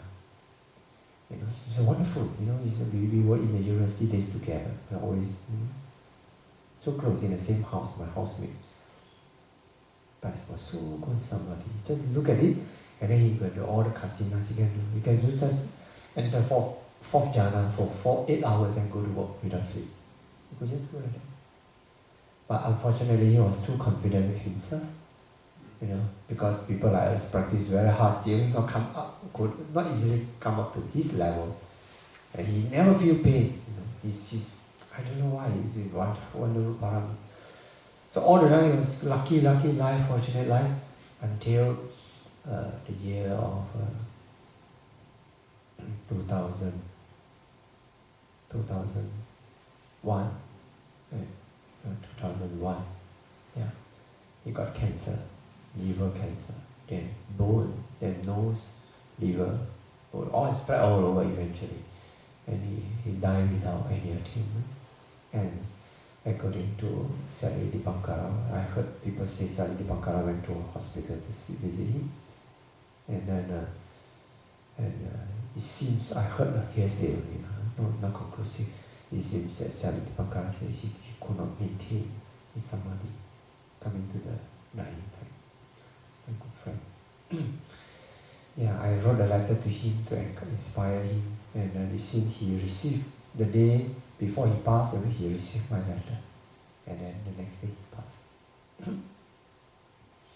And after he passed away, also sometime during my meditation, I saw his vision appear in front of me. Quite a bit sad, Then I shared marriage with him. And then no more. After a few times I shared marriage with him, he never appeared in any of my vision again. So possible, some people like they count this kind of potential. It's wonderful. If they have practiced before, like the Sariputta, this kind of potential. Another student of mine, when I was giving the skeleton practice instruction to one, she was kneeling down here. Before I finished my instruction, he is still giving instruction. She already attained the jhana, regarding that. What happened to me? And she asked, I see this as immediately she report. And that student, within a few days, I guided her up to neither perception nor non-perception. So such a student, they can only admire. Even a teacher will only have this kind of deep potential. Even I can't have her level of speed. I could, we practice for years, and for her it's just within a few days, one after another. So such people, when they look back in her previous lives, she was a very advanced practitioner with even with meeting Buddhas, So when she saw her path, we were not surprised. Mostly good rank, good heart. She's so loving and a lot of love for people. Since I saw her, since I taught her in 2017, and then we have a frequent contact, I've never seen her get angry. I've never seen her get angry, so virtuous. Her character, temperament, a mother. Is a mother. Never get angry. So patient. Not that she's not capable of getting angry. She has not uprooted her anger. But always calm, always loving to people. So sometimes I say I would love to learn from my student. Such a disciple is fantastic. When she's around, I also feel inspired. I feel as I'm a teacher, she bowed down to me and I said, wow, as a teacher also sometimes I have my temperament also, sometimes I consider a little still gross, And I said, well, if such a great person, honor us, then we have to take care of ourselves. Yeah, such a wonderful potential. So I have quite a number of students who actually, I find their potential surpass myself. So wonderful. So such people, they get a little bit teaching, they get a lot, they know. But otherwise, you better get a close teaching or teacher. Yeah.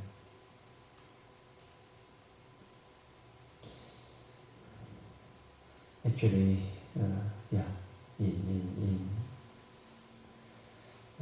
in our community, there are many teachers who are more experienced. Just that I am the one who speaks in modern language. I'm the modern man. I speak talking to you, like that. But there are some traditional teachers. Their knowledge is very good as a scholar, as meditation good, who I always refer when I have a certain question on Vinaya or whatever. I refer to them. They are more experienced. The Xiaodao, very wonderful.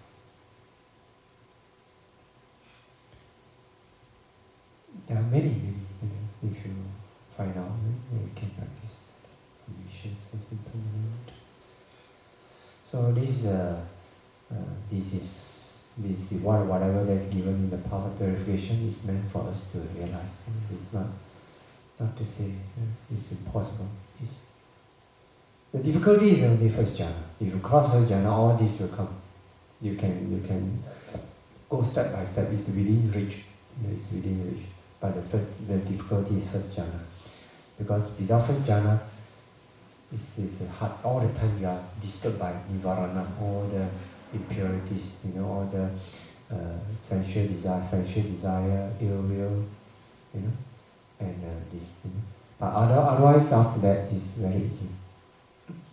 Without jhana, also possible to do this. Excess concentration also possible to do this. Possible. But the thing is, you fall down easily, that's all. So some people I heard, actually, I know one person who did all these things without jhana. I know one of my students also. But she did this practice in Sri Lanka, not with me. But usually for me, I usually don't let them. I also know another meditation teacher seems there. I didn't verify myself. They did like that with excess concentration. Then they practice their jhana later also. But usually it's a bit hard. It's hard unless people give you a great vipassana potential. So otherwise it's a bit hard. So without jhana also possible. But since they are mostly near to excess concentration, so we just spend a few more days, just a number of days, and push them through. Push through. For example, if they do the earth, water, fire, 4 elements meditation, this meditation you can only reach excess concentration. You cannot reach a jhana. Because the nature of the jhana is the object must not change. And this one, the object is changing. Earth, water, fire, wind, So because of that, the object is crossed, so it's not possible to enter first jhana. So what we do? So when people reach there, we ask them, it's your choice, I respect your choice. You want to go vipassana straight? Okay, from there, when they have use your bright light, using the bright light, you shine and the 4 elements and try to see. You break to the 4 elements, start to do the materiality, rupa kammatthana, materiality.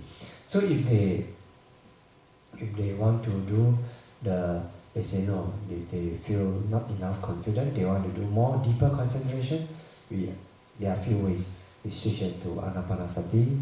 We can also switch them using the light to see the skeleton or whatever, and from there we develop kasina. So there are a few ways we can switch the people to help them to get jhana if they want. So usually we respect the students' wish, if they wish.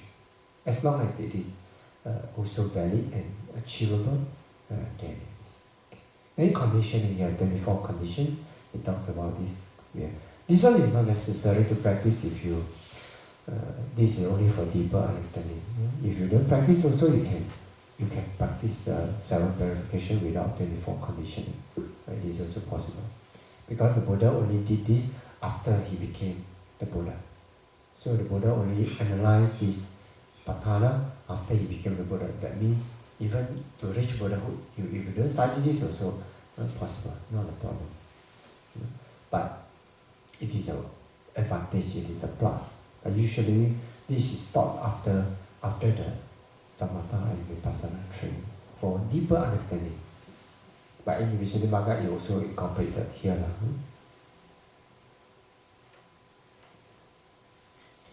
So a lot, understanding part. So if you can read, I just recommend. There's some useful reading for meditating. Okay, maybe this is too heavy stuff. So any question you want to ask, other things, something be more closer related to you. I don't know what you want to ask. If you don't ask, forgive me. Sometimes we like to talk about this, but if you ask whatever you like, which concern your life, I will share with you.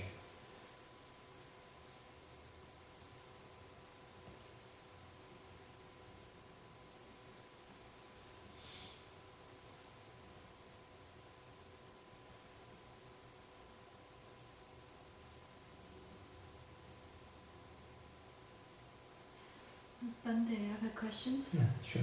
At different point in my practice, I noticed my mind had inclinations to a certain practice. So for example, at some point my mind inclined toward the four elements. At some point it inclined toward the contemplation on death. At some point inclined toward the qualities of the Buddha. At those times,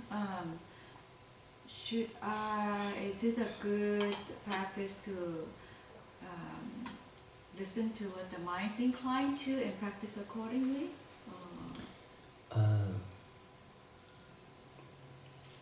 For example, if you do reflection of the Buddha or that, this is supporting the guardian, full guardian meditation.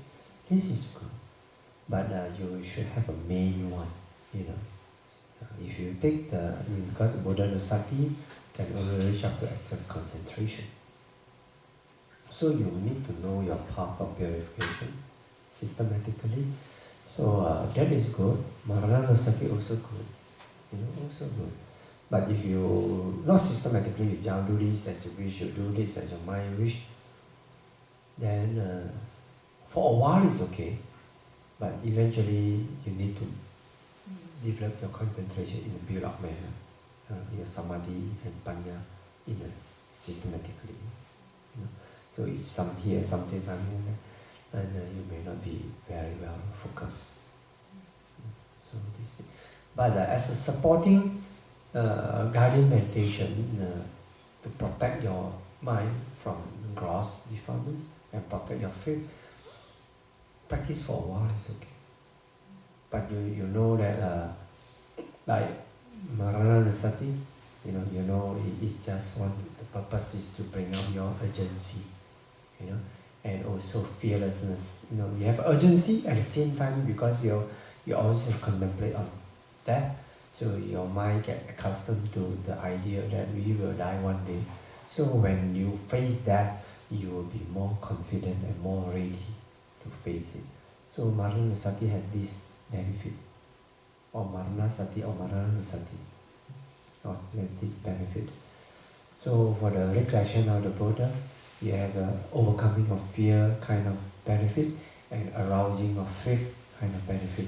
And also sometimes because the mind inclined towards the Buddha's qualities, it's easier for us to have that kind of qualities because it's as a mental imprint. When your mind keeps having a good mental imprint of the Buddha's qualities, then that is one way which our mind will, the Atta Samapaniti, as a Maṅgala Sutta, the mind inclined to the rightly directed, that helps a lot for the cultivation of qualities. So that's very good. Yeah, you're doing right, very well. Yeah. But usually we choose one as a main, as a main way whereby we want to shoot up our samadhi. So you have to see which way. Then you have to know this. You don't expect jhana from Buddha and Sati, no? You don't expect jhana from Marla and Sati, no? Because by nature of that practice will not go high in concentration, but it's for to serve certain purposes.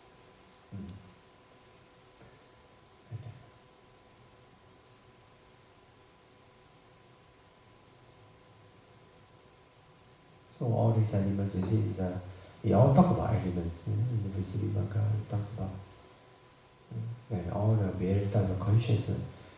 This is the understanding part, the practice which eventually all these things need to directly experience.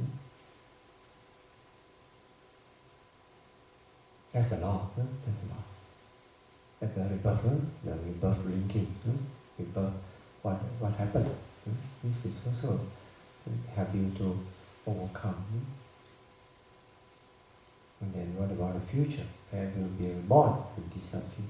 So independent origination, there's a lot of things you can start understanding. There's a lot of things to do. Karma object.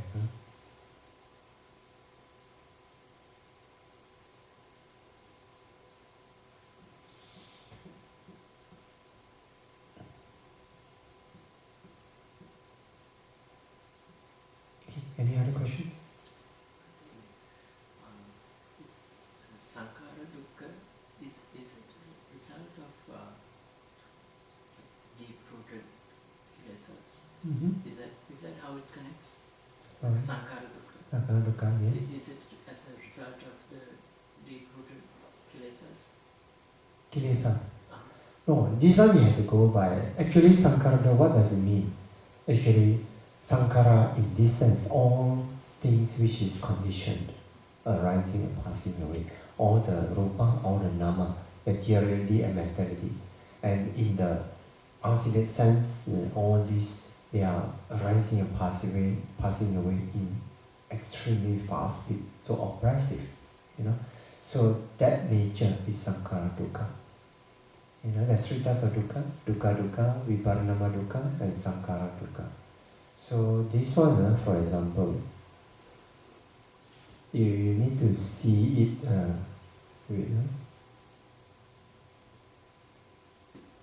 Okay. For example, sankhara dukkha, starting from when the Buddha gave this. You see, the first time the Buddha talked about anatta, the Buddha said, form is not self. This form will not lead to affection, and this form I cannot say may my body be like this, may it not be like this. It would be,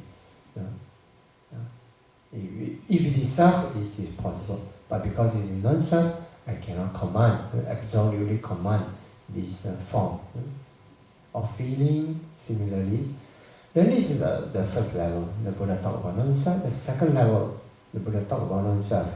You see, here I want to show you something relevant to sankhara dukkha.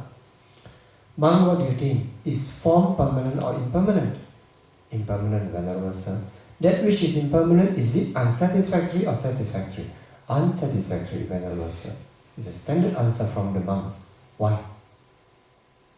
When the body, let's say now you can sit. When it is impermanent, when you are healthy, when it changes, impermanent can make you unhealthy. When you are unhealthy, impermanence can also change, and then you may be healthy again, right? So when you are healthy, is it good or not good? It is good. And why it is not satisfactory? Why it is not sometimes satisfactory, sometimes unsatisfactory? Why the monks give a standard answer and approved by the Buddha? That which is impermanent, unsatisfactory, and subject to change. Is it suitable to consider this is mine, this I am, this is myself? Certainly not. Then feeling, Same. The monk gives fixed answer. Unsatisfactory, Venerable Sir. Perception also. Unsatisfactory, Venerable Sir. Volitional formation, unsatisfactory, Venerable Sir. Consciousness, unsatisfactory. If it is impermanent, it is unsatisfactory. Here actually refers to Sankhara Dukkha. Because even a happy feeling, even when you are healthy, you're happy feeling, you're loving perception, or whatever, even you're full of mindfulness, all this nature, still it is dukkha. Even with the wisdom mind is also dukkha, in the sense of sankhara dukkha only. So here, you know the monks are not answering, they were not answering on superficial level. They were answering on the deeper level, because they knew the Buddha's question. Otherwise, he would not be so clear, unsatisfactory. Because we know, no? So when you are unmindful, but then anicca, another moment you are mindful. Is that anicca good or no good? Good. Because you are changing from unmindfulness to mindfulness. No? But again, the answer is mindfulness comes under volitional formations. And it is suffering. Because it's unsatisfactory. Dukkha bhante. Because this is talking about the deeper level. So when you have to say that here you don't find when you become healthy, you don't find dukkha. Healthy is not dukkha. Dukkha sick. When you're healthy is not dukkha. When you're happy is not dukkha. Suffering is suffering. Obvious suffering. So it means this. Okay. So sankhara dukkha, you need to know sankhara dukkha, it refers to deeper level, the ultimate reality. From the point of ultimate reality, which is arising and passing away extremely fast. That is this. So even feeling, moment to moment, arising, passing away. Even mindfulness, even wisdom thought process, arising and passing extremely fast. Then until you see, even this wisdom thought process is suffering. Then that is the understanding we need to have. So sankhara dukkha refers to that. Okay. It's easier when we have a projector. If you ask a question, rather than I answer you, I can refer you to the text. Certain things, these are the basic questions when people ask. We always have this is our Tusita chanting book. We every 2 weeks we chant all these things at least once. Chanting. We chant Mahasatipatthana Sutta at least once in a week. One round. 14 days, one round. 7 days, one round. So until we all get so familiar. So it's easy to refer,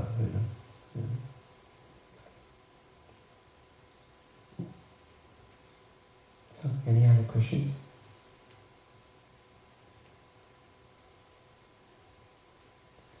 What about some question which is more down to earth? No, because you are yogis and you told me you are meditators, so I said like this only. I don't want to say something. But sometimes in life, instead of talking something about meditation only, sometimes we also talk about how to solve problems. That's why sometimes I don't only teach like this, because some of my students say, one day I don't think so much. Because I could understand their sentiment.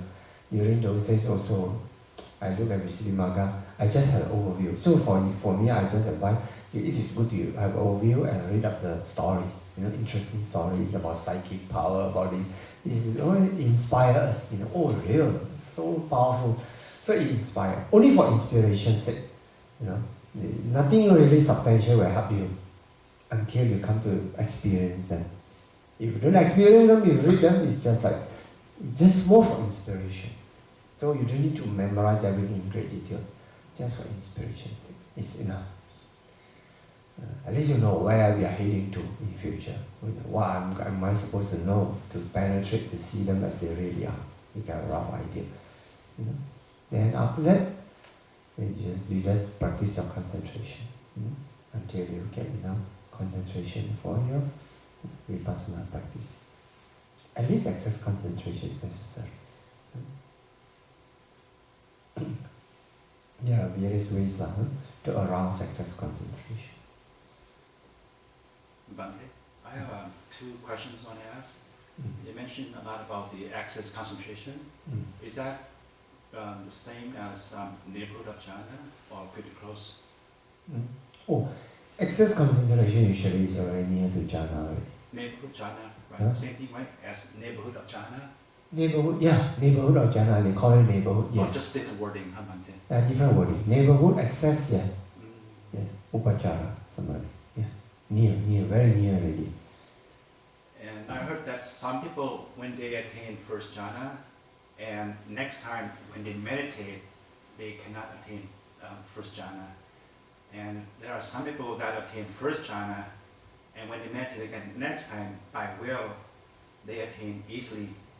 And does that mean that what I'm trying to say is there are some people that during Lord Buddha time, some people became enlightened, and they know that they're enlightened.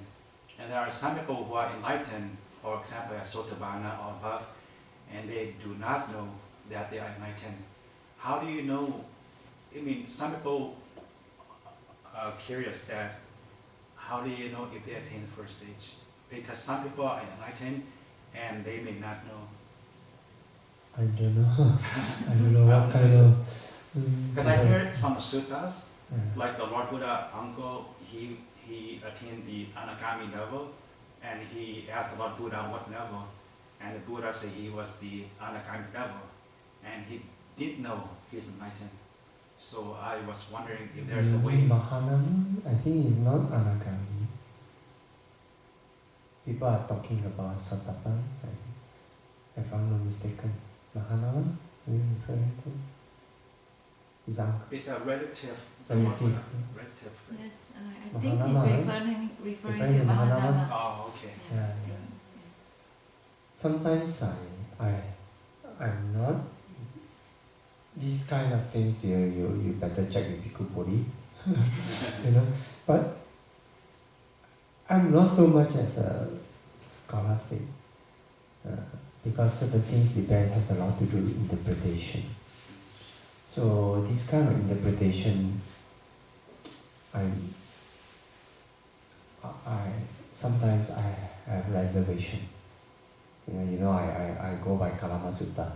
Yes. You know, Kalama Sutta is things which can verify directly, which I'm more keen to. My mind, since the reason I have a lot of respect for Kalama Sutta is because that's the sutta which really inspired me into the Buddha's teaching.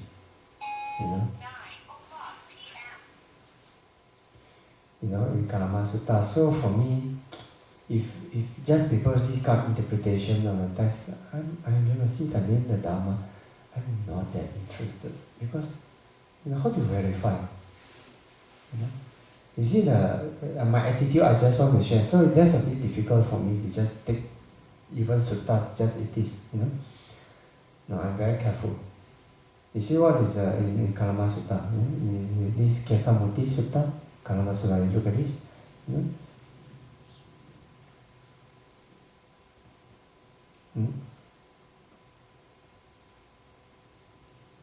Okay. Bhante, there are some ascetics and Brahmins who come to Kesamutta. They explain and elucidate their own doctrines, but disparage, denigrate, deride, and denounce the doctrines of others. But then some other ascetics and Brahmins come to Kesamutta, and they too explain and elucidate their own doctrines, but disparage, denigrate, deride, and denounce the doctrines of others. We are perplexed and in doubt, Bhante, as to which of these good ascetics speak truth and which speak falsehood. You see what the Buddha said. Alam hiyo kalama kan kitung alam vichikichung kan niyewa pana go thane vichikicha uppanna. Eta tume kalama. Ma anusavena ma paramparaya ma itikiraya ma pitaka sampadanena. Ma takahetu ma nayahetu ma akara parivitakena ma diti nijana kantiya ma babbarupataya ma samanono garoti. It is fitting for you to be perplexed, Kalamas, fitting for you to be in doubt. Doubt has arisen in you about a perplexing matter. Come, Kalamas, Do not go by oral tradition, by lineage of teaching, by hearsay, by a collection of scriptures. Oh, this is shocking. When I read this, it's a big shocking to me. Even by a collection of scriptures, don't go by it. By logical reasoning, by inferential reasoning, by examination of reasons, by the acceptance of the view after pondering it, by the seeming competence of the speaker, or because they think this ascetic is our teacher. Then, yada tume kalama atanawa janyata ime dhamma akusala ime dhamma sawajja ime dhamma vinyo garahita ime dhamma samatta samadhina ahitaya dukaya sangwatanti ti atatume kalama pajjahayata. But when kalama, you know for yourselves, these things are unwholesome, these things are blameworthy, these things are censured by the wise, these things, if accepted and undertaken, lead to harm and suffering, then you should abandon them. When you know for yourself, atanawa janayata, then the Buddha go to say the greed, hatred, then you're breaking precepts, delusion, this is no good, censured by the wise. And again, the Buddha said, Eta tumi kalama ma anusawena ma paramparaya ma itikaraya. As a kind, say, do not go by oral tradition, by lineage of thinking, by hearsay, by collection of scriptures, by logical reasoning, by inferential reasoning, by examination of reason, by the acceptance of a view after pondering it, by the seeming competence of a speaker, or because you think this ascetic is our teacher. These are good, deep feeling, because last time I met a magician, very powerful, who can fish and catch fish from my back. We are all surrounding him. My father's right, he could just get fish. But he is very low, looking for money and mind up here also. But when Kalamas, you know for yourselves, these things are wholesome, these things are blameless, these things are praised by the wise, these things, if accepted and undertaken, lead to welfare and happiness, when you know for yourself. So for that reason, sometimes my attitude is sometimes when a lot of interpretation, on this is something that which is sometimes we don't know how you want to verify. So usually this kind of aspect I respect. I respect all the texts, but I would just say, oh well, I don't know. So that's why I don't venture too much. Maybe interpretation. So people like people body, they really go into the text. I'm not ready yet to verify. I still have a long way to go. Yeah. Just for future reference. Yeah. That one, anything with this, I don't know how to. Sometimes we only can go by text. So even though we have do a lot of research, eventually we still go by text. So this is something which I find it is good. It is good. It is good to do scholarly study. It is good. But for me, my path, because you don't become monk from childhood. I became monk at the age of 28. So I consider myself old already. I wanted to quickly go into the meditation. So this aspect I don't study that much. I write about it, but because even if I do a lot of reasoning, I could not find it conclusive also. So sometimes there is an interpretation of this. How to verify? Whether Mahanama say like this the words. Because this is handed down by oral tradition and after that put into writing. How to verify? But what we can verify, which I find a lot of interest, is these things. In Visuddhimagga, these kind of things. All this rebirth linking, all this can be verified. This is wonderful. This is in you. You don't need to rely on other people to believe it. You don't need to trust anybody to believe. No, nothing to believe. You just need to develop enough concentration and see. And if it is there, it's there. It's not there, it's not there. So these are the aspects which inspire me to the Buddha's teaching and the Dhamma. Because after I learned this Kalama Sutta, I feel so inspired. Then, that's the reason it's not possible for me to go into any other religion. Not possible. How? For all other religions, I just have to believe. I find it very hard. It's very hard for me. If I could only believe, I told myself, I might as well earn a lot of money and enjoy life and do good, give dana,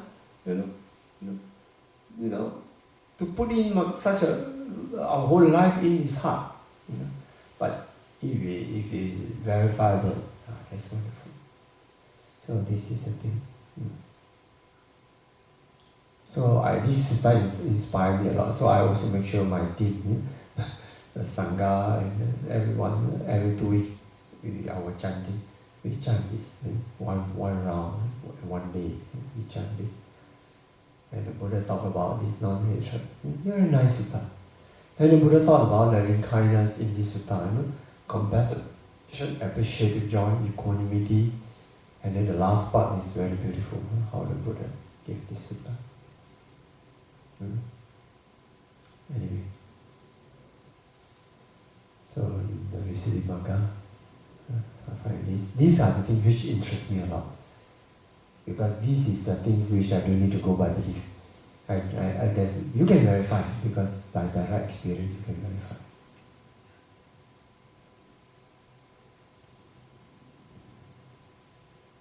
But it is good. It is great to sometimes admire, scholar like Bhikkhu Bodhi. They can really go deep into it for years, and then the mastery of language is good.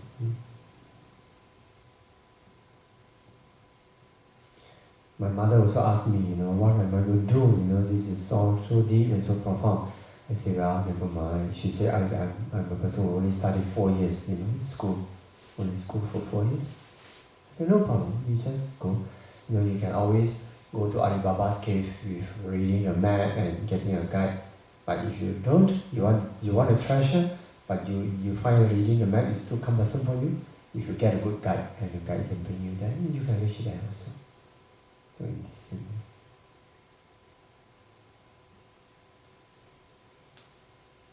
So anyway, regarding someone who doesn't know he got enlightened, it's a bit strange to me.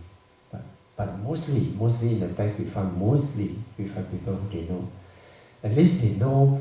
They may not be able, if they are not taught, they may not be able to know that, oh, I am a Sotapan. They may not know the name, they call it Sotapan. But surely a person who gets enlightened, they are very sure of this unconditioned, Asankata Nibbana. They know that. To say that they don't know it is strange. And then to say people who fall down from jhana, possible, but maybe the person doesn't practice the mastery enough. Or maybe commit certain heavy karma, also possible. And also because sometimes too busy or sick, also possible. There are various reasons a person. That's why we don't stop at jhana. We must definitely go to proceed to vipassana, to the Magga jnana. Then that one is irreversible. Yes. Yeah. Otherwise, everything is, you cannot say perfect guarantee. But according to Visuddhimagga, if you practice up to dependent origination, Pacaya Paragaha Jnana, you are counted as a Chola Sotapan, then your immediate next life is assured. Immediate next life is not removed. And it seems true, because from our experience with meditators, I've never heard anyone who come to this dependent origination wisdom, they see the next life is Wufu realms. Never any such a report. Even for my mother's practice, I can talk about her practice, no problem. She has passed away, it's okay. So, when she developed the ability to see her future life, but at that time, the first time she was able to say, oh, my future as a chicken. She got a shock, she always wanted to cry. But she slaughtered about her. The whole family, the chicken that eaten by the family, all slaughtered by mother.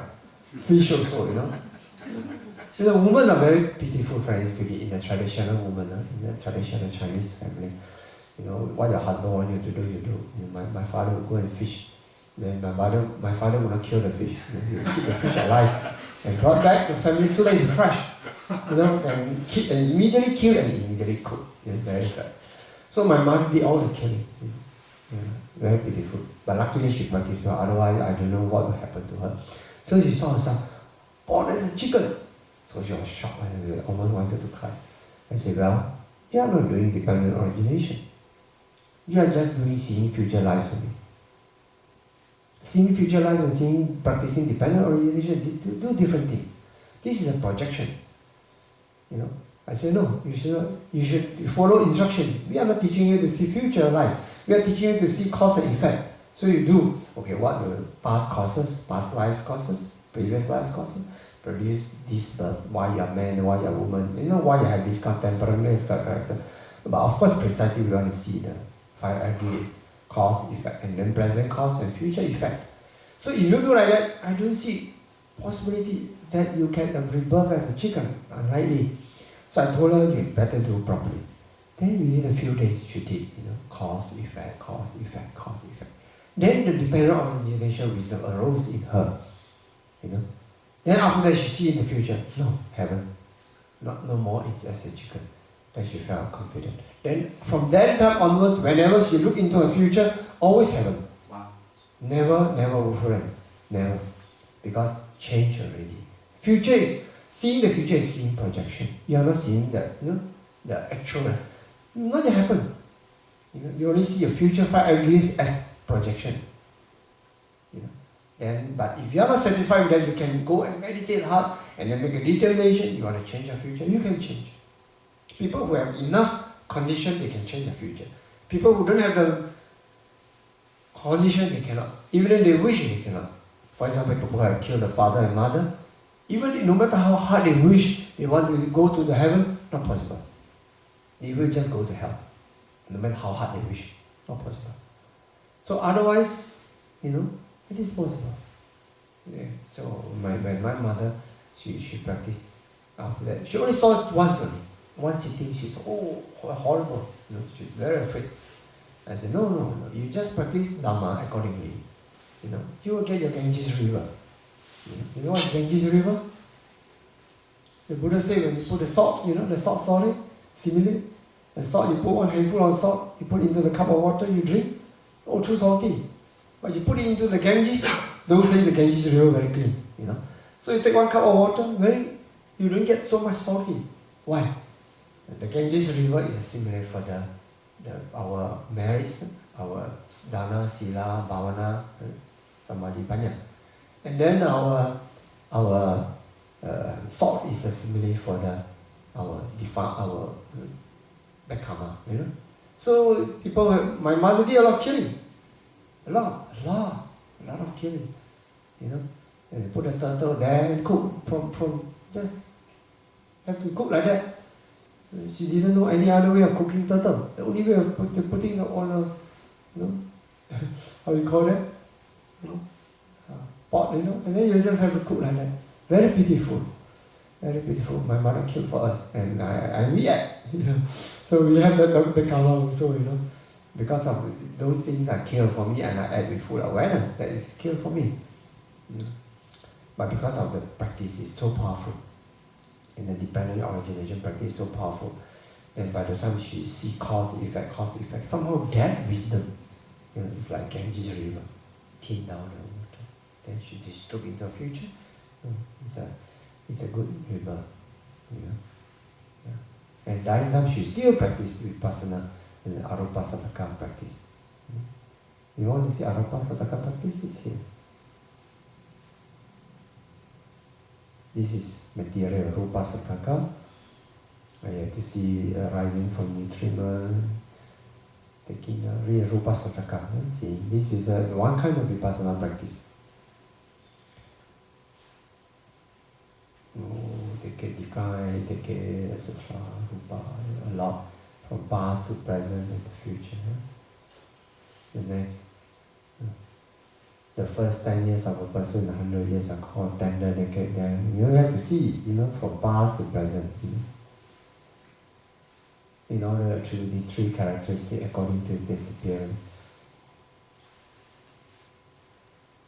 The materiality in the first decade, we have to practice like this, step by step, all the different stages of a life, and you see the anicca, dukkha, anatta, each stage of the life. You have to see from past to present to future.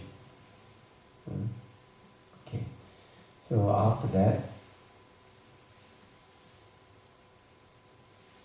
that's a lot, huh? So we do this, arising nutriment, all the different materiality, cold and heat. All this is a very profound practice of vipassana. Then immaterial subject, arupa sattaka means the mind. There are by groups, by pairs, by moments, by series, by removal view to see. So this one you have to see impermanent suffering of non-self of the previous mind, the wisdom mind. Because when you have the wisdom, you may feel, oh, I experience anatta, I experience non-self. But when you come to this arupa sattaka, you will take that wisdom into the practice and do again.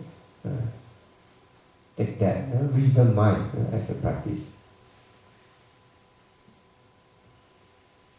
Impermanent materiality, and then he comprehends that first consciousness with which he was comprehending the materiality as impermanent, painful, non-self by means of second consciousness, and that second consciousness, second series of consciousness by means of a third, and a third by means of a fourth, and by fourth by means of a fifth, then he should comprehend. That means taking all the wisdom, the wisdom, seeing anicca, dukkha, anatta, then another wisdom is checked on this mind, break anicca, dukkha, anatta, then another mind will watch this mind, anicca, dukkha, anatta, another mind will watch this mind. So in this way, you realize that even the wisdom itself is anicca, dukkha, anatta. So the pride of, oh, I am getting this